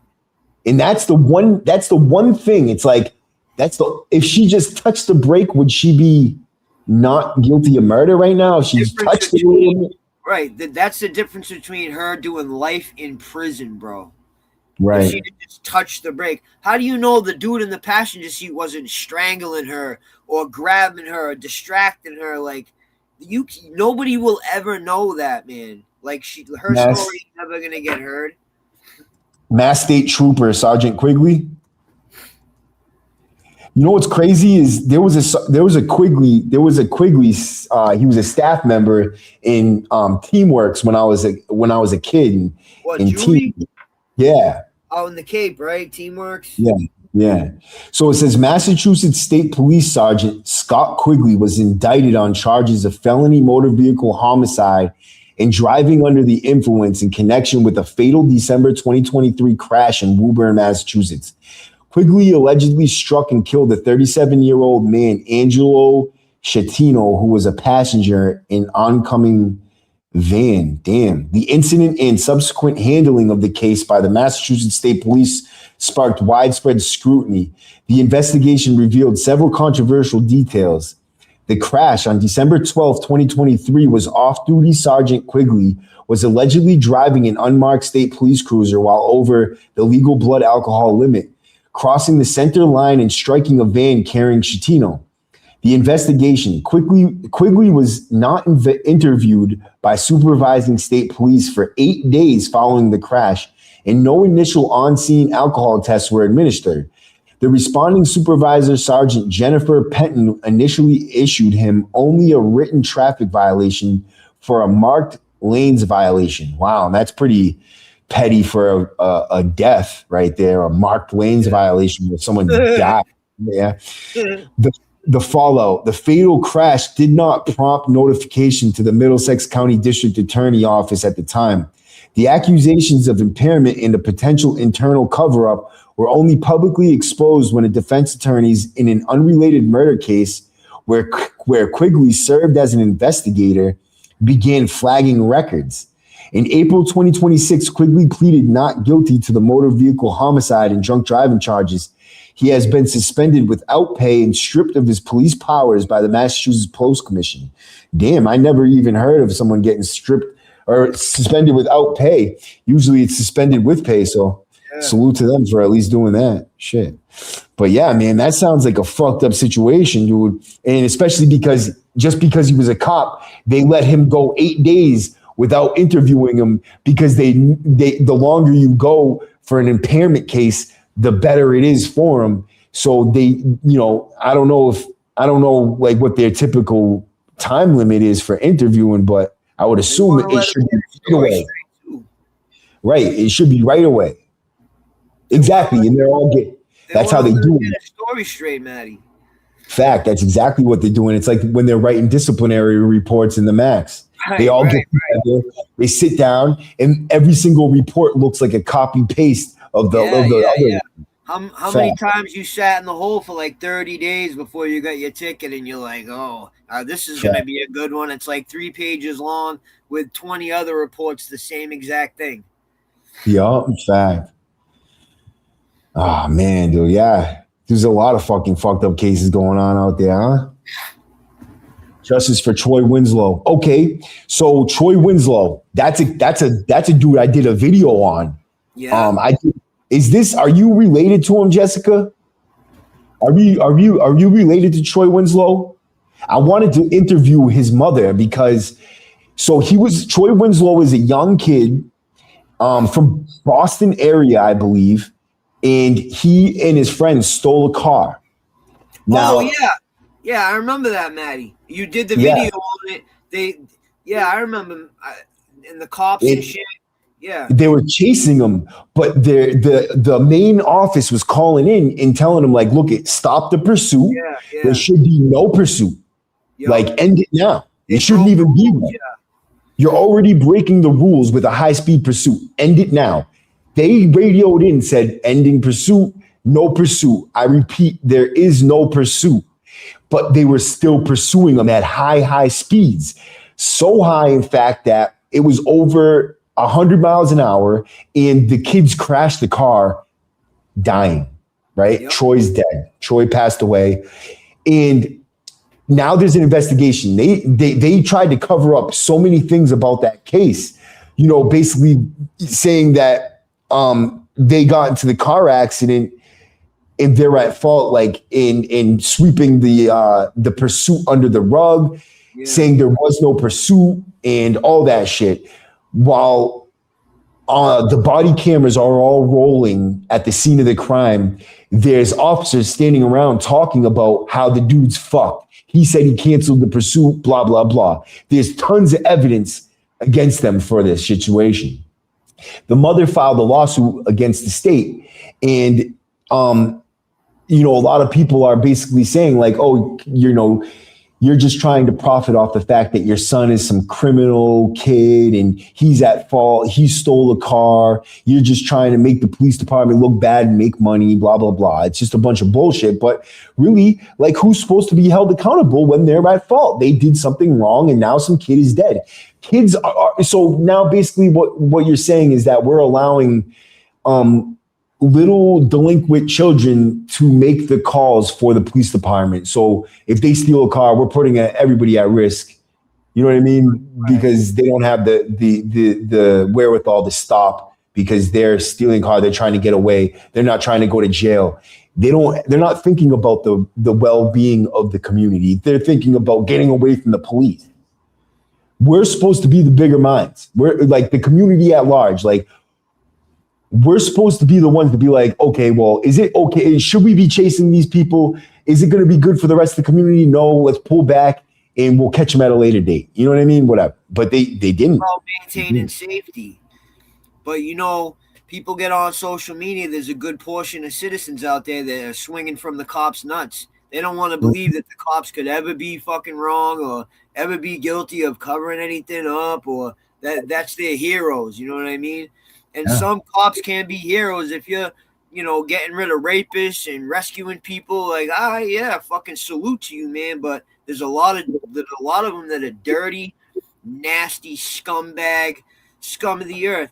You've been given power over human life, dude, and you're gonna abuse that, man. Like, you're the worst type of person there is, because they have way too much power.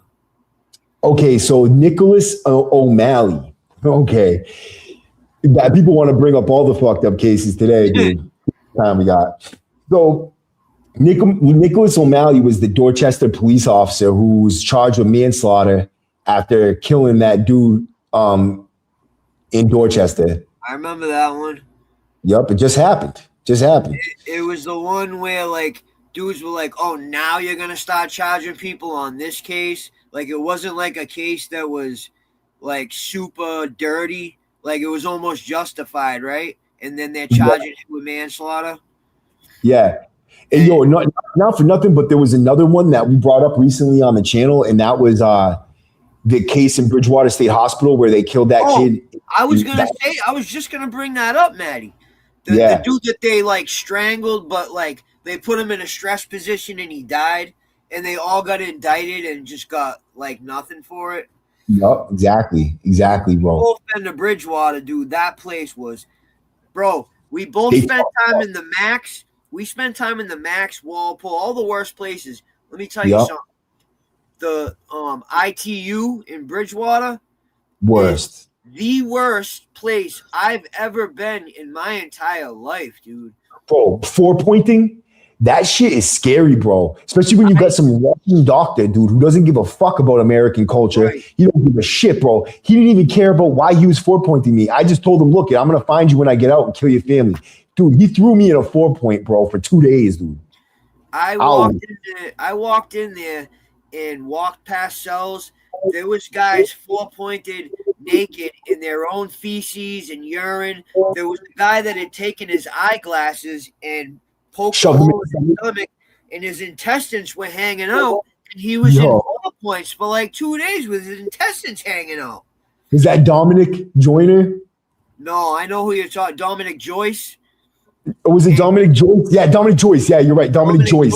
Yeah, no, it wasn't him. It was this other kid. Dude, he used to whip his stomach out and throw it over his shoulders, bro. He was a maniac, bro. It was crazy. I would look over and be like, no way, dude. No way. I'm actually seeing it. Dude, he's pulling his guts out, dropping them on the floor. Like, you got dirt on your guts. That's not right. You got floor dust on your guts, bro. Like, what the fuck? Yeah, that was nuts. You remember Kerry Perkins? Kerry Perkins, they called him $1 million dick. Bro, I watched him, $1 million dick. Bro, I watched him sit in the TV room and pull out his 12-inch fucking hog, right? That thing is gigantic. It's as big as his forearm. Bro, he pulls this thing out, gets a razor blade. He's sitting underneath the TV, right? Literally underneath the TV in Max 2. You're all sitting in there waiting for breakfast. Bro just goes underneath the TV, drops his pants down, pulls out his dick, and starts filleting his dick in front of everybody, bro. I was like, no, not that. No. He cuts it open so it's like 4 pieces, like, hanging out, dude. They call him $1 million dick because he had like $1 million worth of surgery on his dick from cutting it up. Yo, word, bro. And he got AIDS, bro. And he got AIDS. I was in the cell next to him on Max 2, and like he used to jerk off on the wall and get his AIDS dick blood all over the wall and shit. And they had to come clean it up with like the biohazard team. He was a freaking maniac, dude. There was some sick motherfuckers there. So Francis Gigliotti, hold on. Gigliotti. Haverhill, Mass. News conference about Francis Gigliotti. Francis P. Gigliotti, 43 Haverhill. Let's look it up. Hold up. Let's share the screen real quick. Boom. This is Francis Gigliotti right here. Francis Gigliotti or Gigliotti. Apparently, he was killed by the Haverhill police officers. Okay, let's show it right here. Hold up. Investigators just laid out new information and video in the case of a man who died after being restrained by Haverhill police. Good afternoon. I'm Paula Eben. WBZ's Paul Burton is live at the DA's office in Salem with what we've just learned. Paul? Well, Essex County DA Paul Tucker just shared a 28-minute edited video of Francis Gigliotti in his struggle with police officers that took place on July 11th. Now, let me go to that video right now that was just released at a press conference that just wrapped up a moment ago. Now, 43-year-old Francis Gigliotti died earlier this month during a struggle with officers who responded to reports of a man acting erratically. The dramatic incident was caught on cell phone video and on several store surveillance video, and it taken from several different angles. The video shows multiple officers on top of Gigliotti as he screamed for help. While police were holding him down, he became unresponsive. They performed CPR on the scene, but Francis died at the hospital later. Now, 7 officers have been placed on administrative leave. Haverhill Police and DA's office say that officers were trying to protect the public and keeping Gigliotti from entering that restaurant after receiving a 911 call saying he was acting erratically. Now, since then, there's been an outpouring of support for Francis. Family and supporters are looking. And not to like change the subject, but tell me that cop that's standing right there, that female cop. I was waiting for you to say something because I'm like, am I gonna have to be the one to say something? Yo, that chick is kind of hot, dude, right? What? From the police response. Now, loved ones have said that Francis dealt with depression and other mental health issues. Today, the DA, Tucker, wanted to release this video and some of the audio to give the public more information about this unfortunate incident. So I'm not going to prejudge. I think that when we take a look at the video, people can see into it what they do. As part of the investigation, we're going to break it down piece by piece. Are you? And as we stand here today, I am nowhere near able to say what we're prejudging or any conclusions that we. No, you're nowhere near able to give a great excuse yet, or not. That's what you're nowhere near able to do. You're Such nowhere a poster boy. Like, bro, because all you have to do. Yeah, you got to look at it. You just look at it and see, oh, there's 7 cops on a man until he dies. Is that a murder or not? Like, yes, it's a fucking murder. You can see it right there. We don't need to come up with a great story about it. We just need to come up with what happened. Look at the video. That's what happened. Easy as fucking peasy, bro. Like, hey, it's funny, Maddie, right? When we do something on video, it's fucking, oh yeah, he did that. But when the cops do something on video, it's like, oh, that's not how it happened. There's got to be something to it. Right. Let's watch this one because I think this one shows. Hold on. Paul Tucker. I'd first like to begin by offering my sincere condolences to the Gigliotti family of Francis Gigliotti. Any loss of I life can't even hear this dumbass. profound effects on family, friends, on the community, and we recognize that grief. Members of my staff this past Friday had an opportunity to meet with Mr. Gigliotti's family here at my office. We met with the family, their attorney, and they had the opportunity to view the videos that we will be sharing with you today. I am committed to sharing as much information as possible at the appropriate time. I know you don't have a choice, there are asshole. questions out there. Right. I know the media has questions. You know, the public has questions. But for today's briefing, we're going to concentrate. Some of it will be seen. Let's get ahead of this. For the first time. We're gonna right. That's all they're thinking is let's get ahead. Let's get ahead of this. Has been already put out on various social media platforms. Some of it will be seen publicly for the first time right now.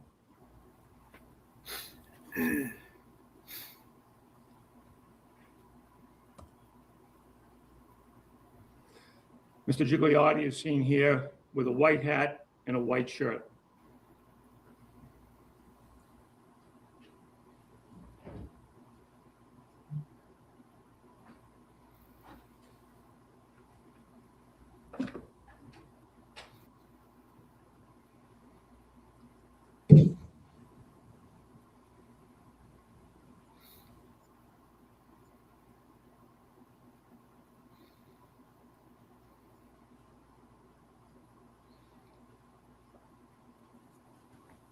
What's going on here? It's looking crazy. Where is that's Haverhill right there?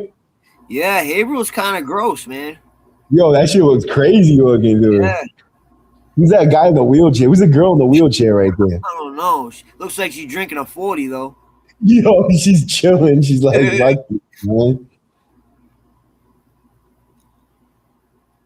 I always find it crazy when I watch these videos. It's like this dude didn't know it was the last day of his life.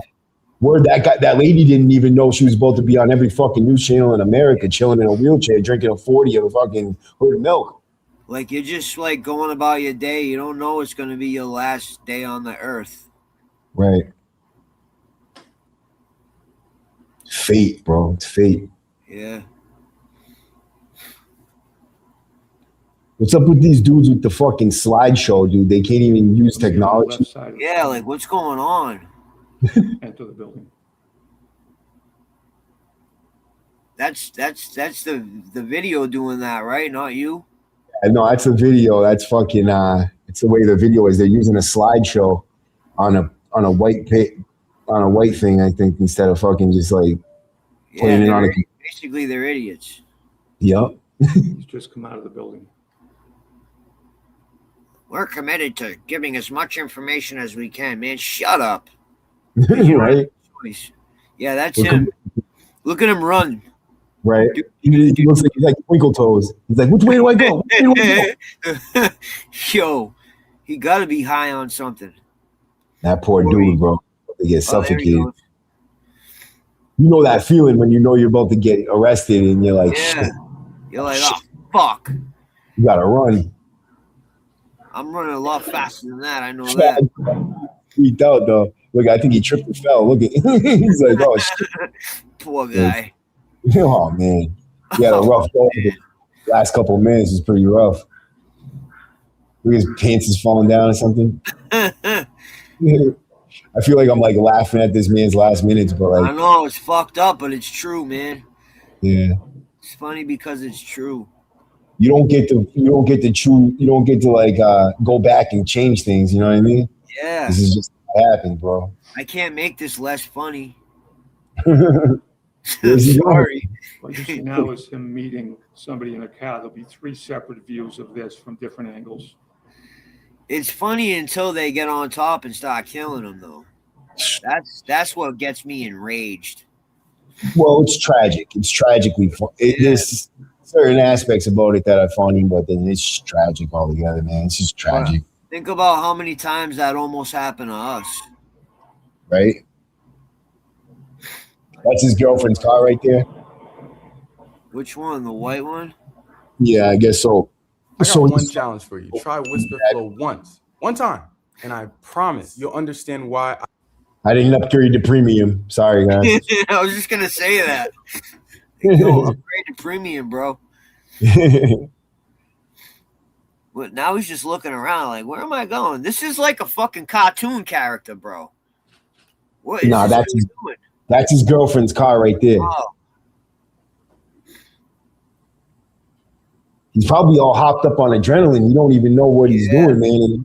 And a lot of times, like on camera, I feel like it looks a lot different sometimes. Like from like it goes like this. But this is weird. It is. He's kind of like spaced out. Like he doesn't know what he's doing. This poor guy, man. He's been reduced to this. A video of him. I think this is before he was ever even called on. Like this is what they were saying. Like he was acting erratically, like running around like this or whatever, and they called on him. This is all the street camera. Like this is how many cameras there are out there. Yep. You can just pick up someone. Yep. Like just walking around, camera after camera, piece it together. The medical examiner called it a homicide, Karen.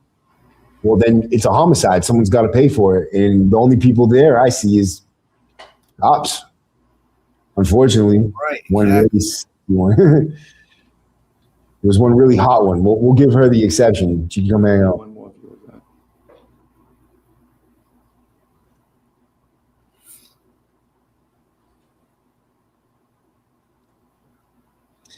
Wonder why I think Mackenzie Shrilla's case went crazy is I think because she was like a young, good-looking girl. That's what made it so much worse for her, is that she was pretty and 90% of America just hated on her. That's all it was. Exactly.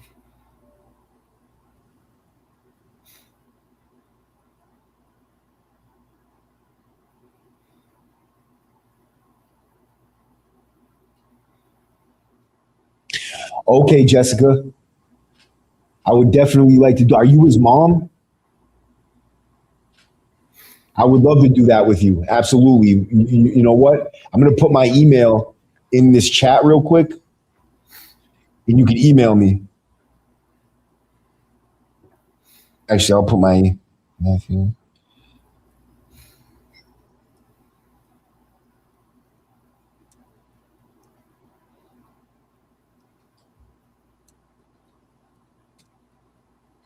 Cool. Okay, Jessica. That's awesome. I'm really glad that you showed up here today. That's God right there. Absolutely. You email me and we'll be in touch. I'll call you tonight. Okay, so look at him here. He's at his girlfriend's car right here, and he looks like he's all bugged out, like he's looking too close. His hat's hitting the car and everything. What's up with the hair, though? That's his dreads or something. Oh no, he had long hair. Look at that. Yeah. He had long hair. He had a ponytail or something. Why is he running though? I don't know, man. That's weird. And like, why isn't his girlfriend being like, yo, dude, what are you doing out here? Right. Like, come in the car with me. Like, we'll go. Some of the video will have audio portions depending on the source. It looks like he might be like methed out or like on crack or something. Like all like, you know, you get geeked out and you think you have to hide places and you're like fucking like he's running and he doesn't know, maybe he thinks people are chasing him and yeah. That meth, bro. I never done meth, but I heard that shit makes you like hallucinate and all kind of shit. You stay awake for way too long. That's what happens. That's what it is. You can't sleep, so you start tripping.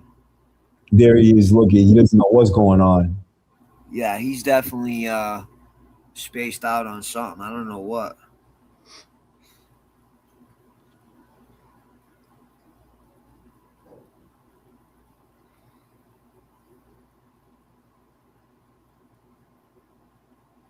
And you know what they do is they come up with all this footage and they play it because they know it's really not telling you anything you don't already know. It's just like a distraction. Like, look, we're going to do this for you. We're going to show you this footage. Here, look.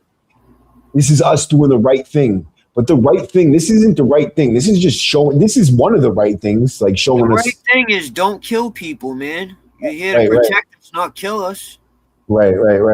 You know? And like they don't need to be arresting as many people as they do, like for the things that they do. Like this dude, he could have went to a mental hospital or a drug rehab. I bet you he would have been really better off there, and you wouldn't have needed to kill him to get him there. Look, he didn't even know what he's doing right now. He can't even let go of that dude's hand.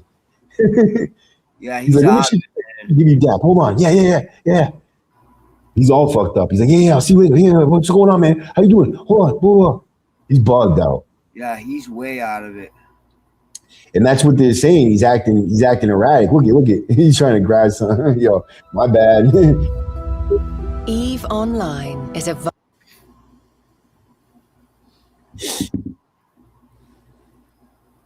What's he doing? So this is probably when someone called on him, is right about here. Because he's blocking traffic. He's around all these people. He's blocking traffic. He's acting weird. Someone calls on him. And it's like, why do you have to call the cops? Like, who's the lady who called the cops? Like, what is he doing? He's not doing nothing. And then the cops, when they get there, like, what are you actually arresting him for? Nothing. Being weird in public? Being weird. Yeah. Look at that lady running away from him. He's running down the street, yo. What the fuck? He almost got hit by that car. You seen that shit? Yeah. Yo, you seen that truck over the smoking, dude? Holy shit, yo. He was close to dying right there.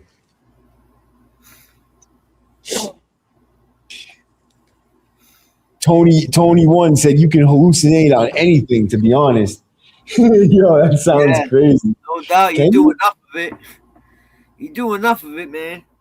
I don't know. Can I hallucinate on this vape here? Like, I don't think so. Maybe if I just drank the whole thing or something. Yo, look at that lady. He's like, he's all pumped up. People don't know what to do with this dude. You know them guys, like when they get close to you and you're like, geez, man. Yeah, like Damn, what's this guy gonna do? yeah, like they just not there with you, like not on the same fucking planet. Like he might just walk in front of your car like that or something. Like, yeah.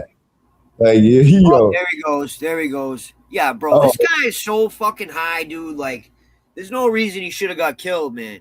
Nah, man.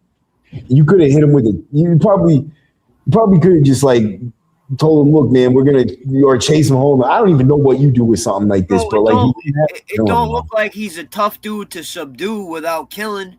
You know what I mean? He looks like a clown, bro. Throw him on the ground, cuff him, and take him detox, man. You gonna fucking kill the guy? I think it was sitting on him for so long. Like, that was easy to get him in handcuffs, but once they got him there, they just sat there on him, like. Right. And they did the same thing to the black dude there, but the whole world erupted over that. This is a white dude. You know what I mean? I don't know, man. I'm not racist. I try not to like base anything off of that, but like, you don't see the same outrage when it's a white person. You just don't. Like, what about that fucking soccer mom who like called saying that there was somebody in her yard, and then she comes out the front door when the cops get there to tell them, and the dude reaches over the fucking driver's seat and shoots the soccer mom in the front yard. Yeah, I didn't hear that. Yeah, bro. Killed the woman. Look, he goes over to the cop car and everything. You don't even know what he's going. He's like, yeah, what's going on, guys? Hey, how are you? You need something? The George Floyd shit was just too obvious to ignore. It was like a neck on a knee on a neck. Like you could not have been more of a clear shot of it. That dude was white cop on a black dude in the middle of all that controversy. It was gas in a match. But there was also a black cop there though too. Yeah, there's always that Uncle Tom motherfucker. Black cop with a badge. Someone said they had a nicotine hallucination from the patch. Yo. Yeah, you go to sleep with the patch on, bro. You wake up in the middle of the night tripping. Or you take a shower with the patch on and you like pass out. What the fuck? Really, dude? I never. Yeah, because it goes into your body too fast because your skin is wet. You know what I'm saying? Damn, he said he did 10 plus patches and he was out of his mind. Yo, that's crazy, bro. Well, they do that in like the Amazon, bro. The nicotine plants the tobacco plants have like 20 times more nicotine, and they do something to it and like smoke it and they trip out. What? I read a book on it. It's in a book I read about DMT. Yeah. This shit's taking forever. I'm about to speed it up a little bit, guys. Hold up. Shit up to the part where he dies. Hold on. How do I do the double 2 times as fast? Hold up. I think maybe hit it twice. I don't know. Oh, right here, I got it. There you go.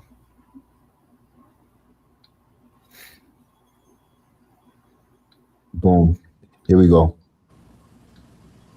Now it's 2 times as fast.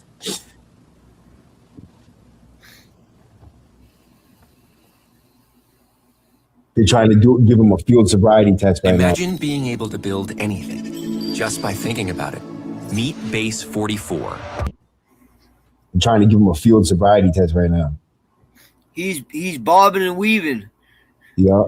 This is double as fast too, though. So you got to remember, yeah. I was gonna say, it looks like he's I mean, he is doing that too, though. Float like a butterfly, sting like a bee. Now he's like, nah, just let me go. Just let me go. They're like, no, my mom said, you gotta walk the dog. He's like, I forgot to walk the dog. I gotta go. I gotta clean the car. I'm out of here. Fucking Wile E. Coyote. My mom got candle burning in the bedroom. I gotta go. Is that a like button? Are they playing a fucking Instagram reel right now? I don't know. They are. Yeah, they're getting their media from Instagram. Look here. Oh yeah, Or yeah. that's I can see it on the Facebook. side. Yeah. Yeah, that's Facebook right there. Or no, that's YouTube. It might be either YouTube or Facebook. It looks like Instagram. Nah, because Instagram has hearts, doesn't it? Oh yeah, you're right. I think I don't go on that much. Hmm. This is the socialist media I do. This is it right here. This is the incident. There he goes. He tries to go into this store right there. They're pulling him out. Now trying to throw him on the ground. Why do you need this many people for this little harmless dude you could have just thrown on the ground and cuffed 10 minutes ago? Yeah. A sweep. You could have just swept his ass. Look at all these people standing there with their phones too. The guy's fucking harmless, dude. I didn't realize there was that many people in Haverhill. I thought Haverhill was like a fishing town or some shit. Nah, Haverhill's got like a little ghetto in it. I think it is a fishing town too. I've been there a few times. Look at these guys. They're just sitting there like, what the fuck are they doing? This dude's got his hands on his head like, oh shit. They're like, I'm witnessing a murder right now. Right. They don't know they're seeing a murder. They'll be dreaming about it that night, though.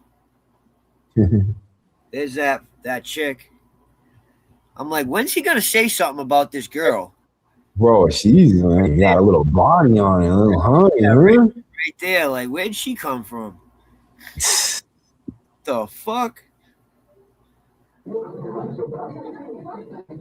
Oh, this is another camera from inside. Inside. It looks like all this footage is so old for whatever reason. I don't know. They should have thrown the guy on the ground 10 minutes ago, taken him to a detox, man. This guy is not hard to subdue. You're going to be like, he had superhuman strength. He was on PCP. Right. Like, come on, bro.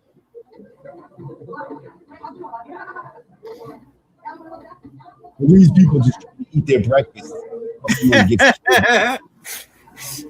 This guy's having eggs Benedict as he watches a murder. Yeah. Hey, while this is all going on, he's just trying to order it. They're like, can I just get my fucking other coffee, please? Like, can I get another coffee? Wow, there's mad chicks on him, dude. What is this cameraman doing, dude? There you go. This baby. There she is.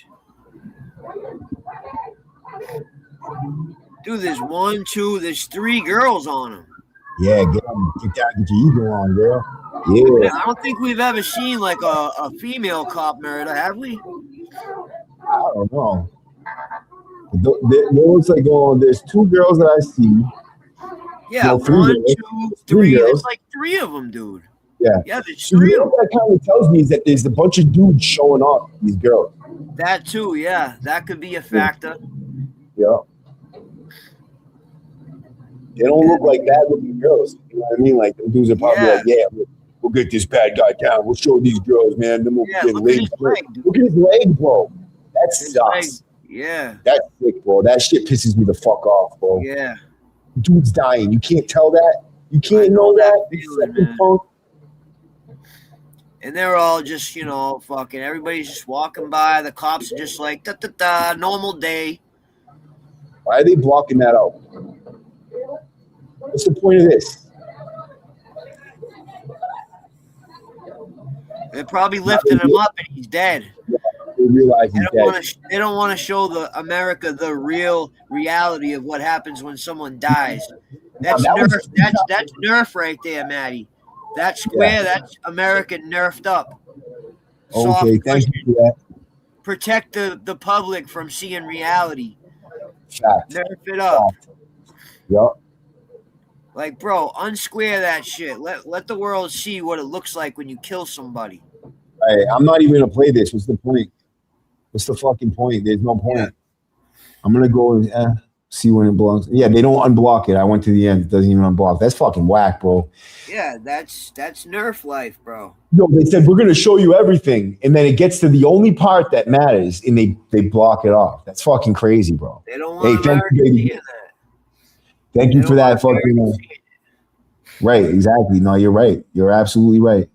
Especially when the cops did it. Wait. The blonde killed herself? You're talking about the cop that was there? Really?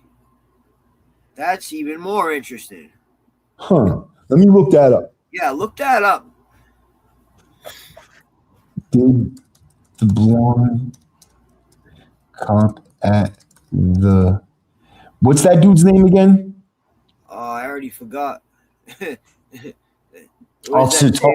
What does that say about me?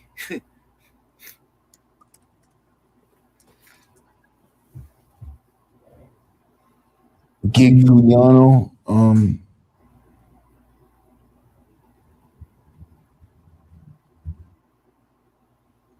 Francis Gigliotti.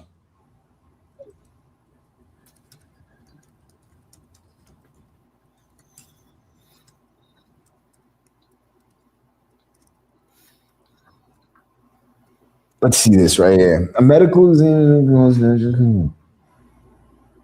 Okay, right here. Look at. Yeah, dude, she did, huh? Wow, dude, look at this. Yeah, the plot thickens, my friend. The plot thickens. Hold on. He says he just couldn't take it. Officer Caitlin Tully's sister speaks out. Emmy releases the cause of death. Medical examiner has now released the cause of death for the sudden passing of Haverhill police officer Caitlin Tully after a separate investigation into the department, which has met with scrutiny over the department's leadership.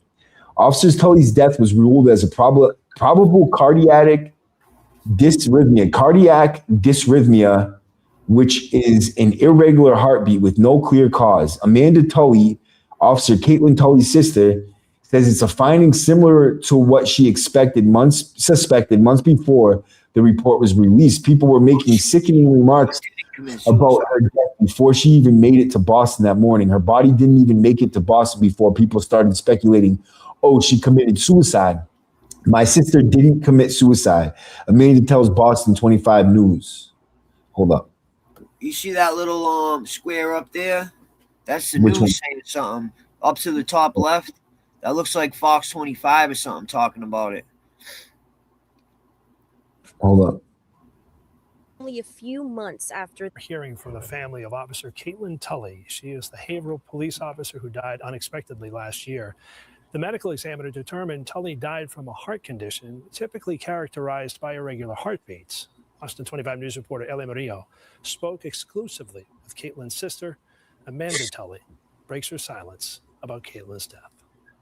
Officer Tully's death was ruled a probable cardiac dysrhythmia, which is an irregular heartbeat with no clear cause. A finding her sister Amanda says is similar to what she suspected months before the report was released. People were making sickening remarks about her death before she even made it to Boston that morning. Her body didn't even make it to Boston before people started speculating, oh, she committed suicide. My sister didn't commit suicide. Officer Caitlin Tully's sudden death back in September of last year came only a few months after the death of 43-year-old Francis Gigliotti, who died in police custody back in July. The officers involved were placed on leave, including Tully. Haverhill police says they released Tully's cause of death in hopes to give the community space to grieve. The Essex County DA confirming no evidence of foul play. The immense stress from the previous leadership put on all these officers, and her heart just couldn't take it. Back in October, Amanda told Boston 25 she believed her sister's death was due to stress. She says the medical examiner's finding now puts rumors to rest. I really started to notice her stress level just from the comments and everything, just like the bad talk about her. Although the Haverhill Police Department remains under scrutiny, Amanda says the changes happening within the department now could have been a saving grace for her sister when she needed it the most. Haverhill has a really great chief now. I mean, he has implemented a few things in the department to help us reduce stress. They have a therapy dog now. They have a peer support program. But the best thing of all is that these officers have a leader that they can go to for whatever, and without the fear of being reprimanded or deranked, because he's just a great, great chief. Amanda tells me right now they are focused on honoring Caitlin's life while searching for a deeper understanding of how this happened. In Haverhill, I'm Eli Morillo for your local station, Boston 25 News. So Of the basically, 1 in 10 Massachusetts residents people who are have just, unclaimed money, like, saying that she killed 591,680 people have overpaid a utility bill. 440 are named Nicole. Okay, my bad. Hey, what'd you say, bro? I said basically what they're saying is, like, before her body was even cold, people were speculating. You know what I mean? Like, she must have killed herself because she was you know what I'm saying? Because she was guilty about the murder or whatever. What is going on in this chat right now? I can't see it, so I don't know.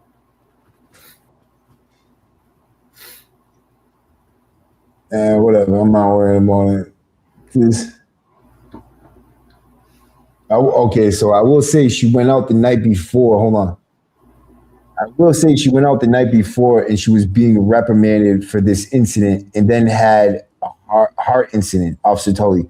So why everyone thought it was suspect. Oh, okay. Maybe.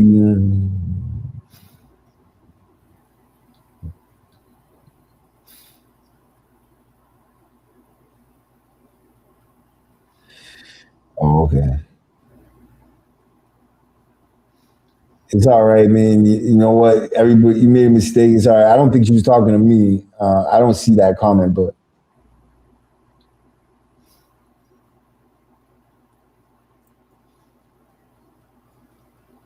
Oh shit! So when he was under there, he was screaming he can't breathe, and he said he was screaming he can't breathe, and as he does, he can't inhale again due to them compressing his chest. Oof, that's a bad hit, bro. Like the more he yells, the harder it became for him to breathe.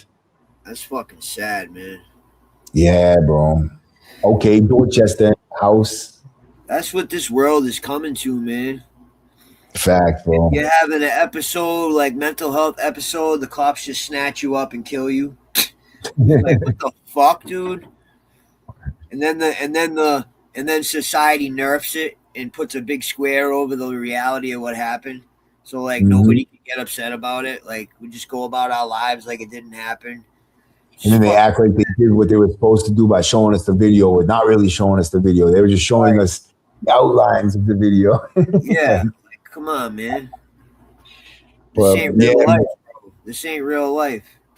Nah, definitely not, man. I appreciate everybody for showing up in the chat today, man. All the super chats and anybody who looked out with the Cash App or PayPal. If I didn't see it, I appreciate you. I wish I could fucking see that. Oh, he had a jack. He was known to the locals. Yeah, bro. Yeah, that sucks.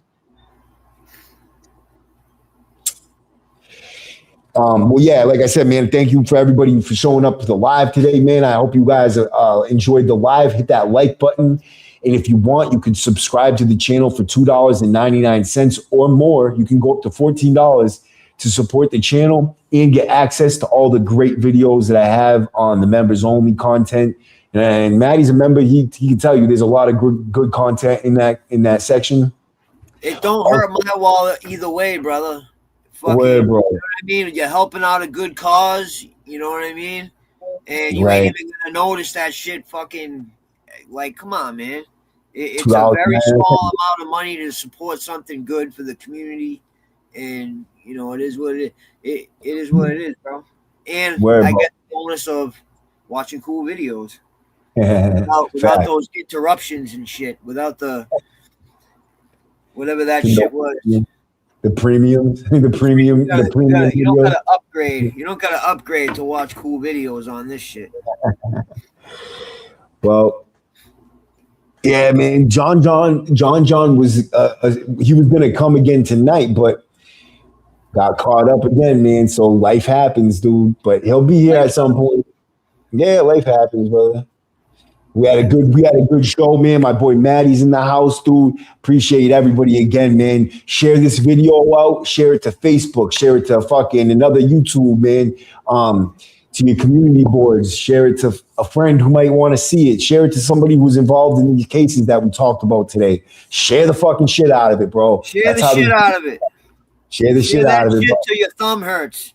Bro, I'm gonna make a T-shirt for the W number called "Share." It's gonna say "Share the shit out of it," and that's all it's gonna say. Shit out of it, bro. Right? Facts, bro. It is right. We got to get this merch. Picture of a thumb on the phone. But that's why we need donations so we can get merch going. We can get all that extra shit going that everybody wants, man, and it'll help me like project me out there, dude, to get me into a better position, bro. Because I put a lot of heart and soul into this. I put a lot of work into this. And I'm hoping that everybody else appreciates it as much as I hope they do. But anyways, right? Like I said, Maddie, I appreciate you for showing up today, man. You were a great guest, bro. You got a lot of good input and everybody in the chat. Yeah, man, you already know. Have me on, man. You already know, bro. As always, man. W number. Yeah, bro. Fact, bro. I always have a good time on these lives, man. You guys already know what time it is, though. I got to go, man. W number. Ow. Maddie, what's up, bro? Thank you, brother. Appreciate that, bro.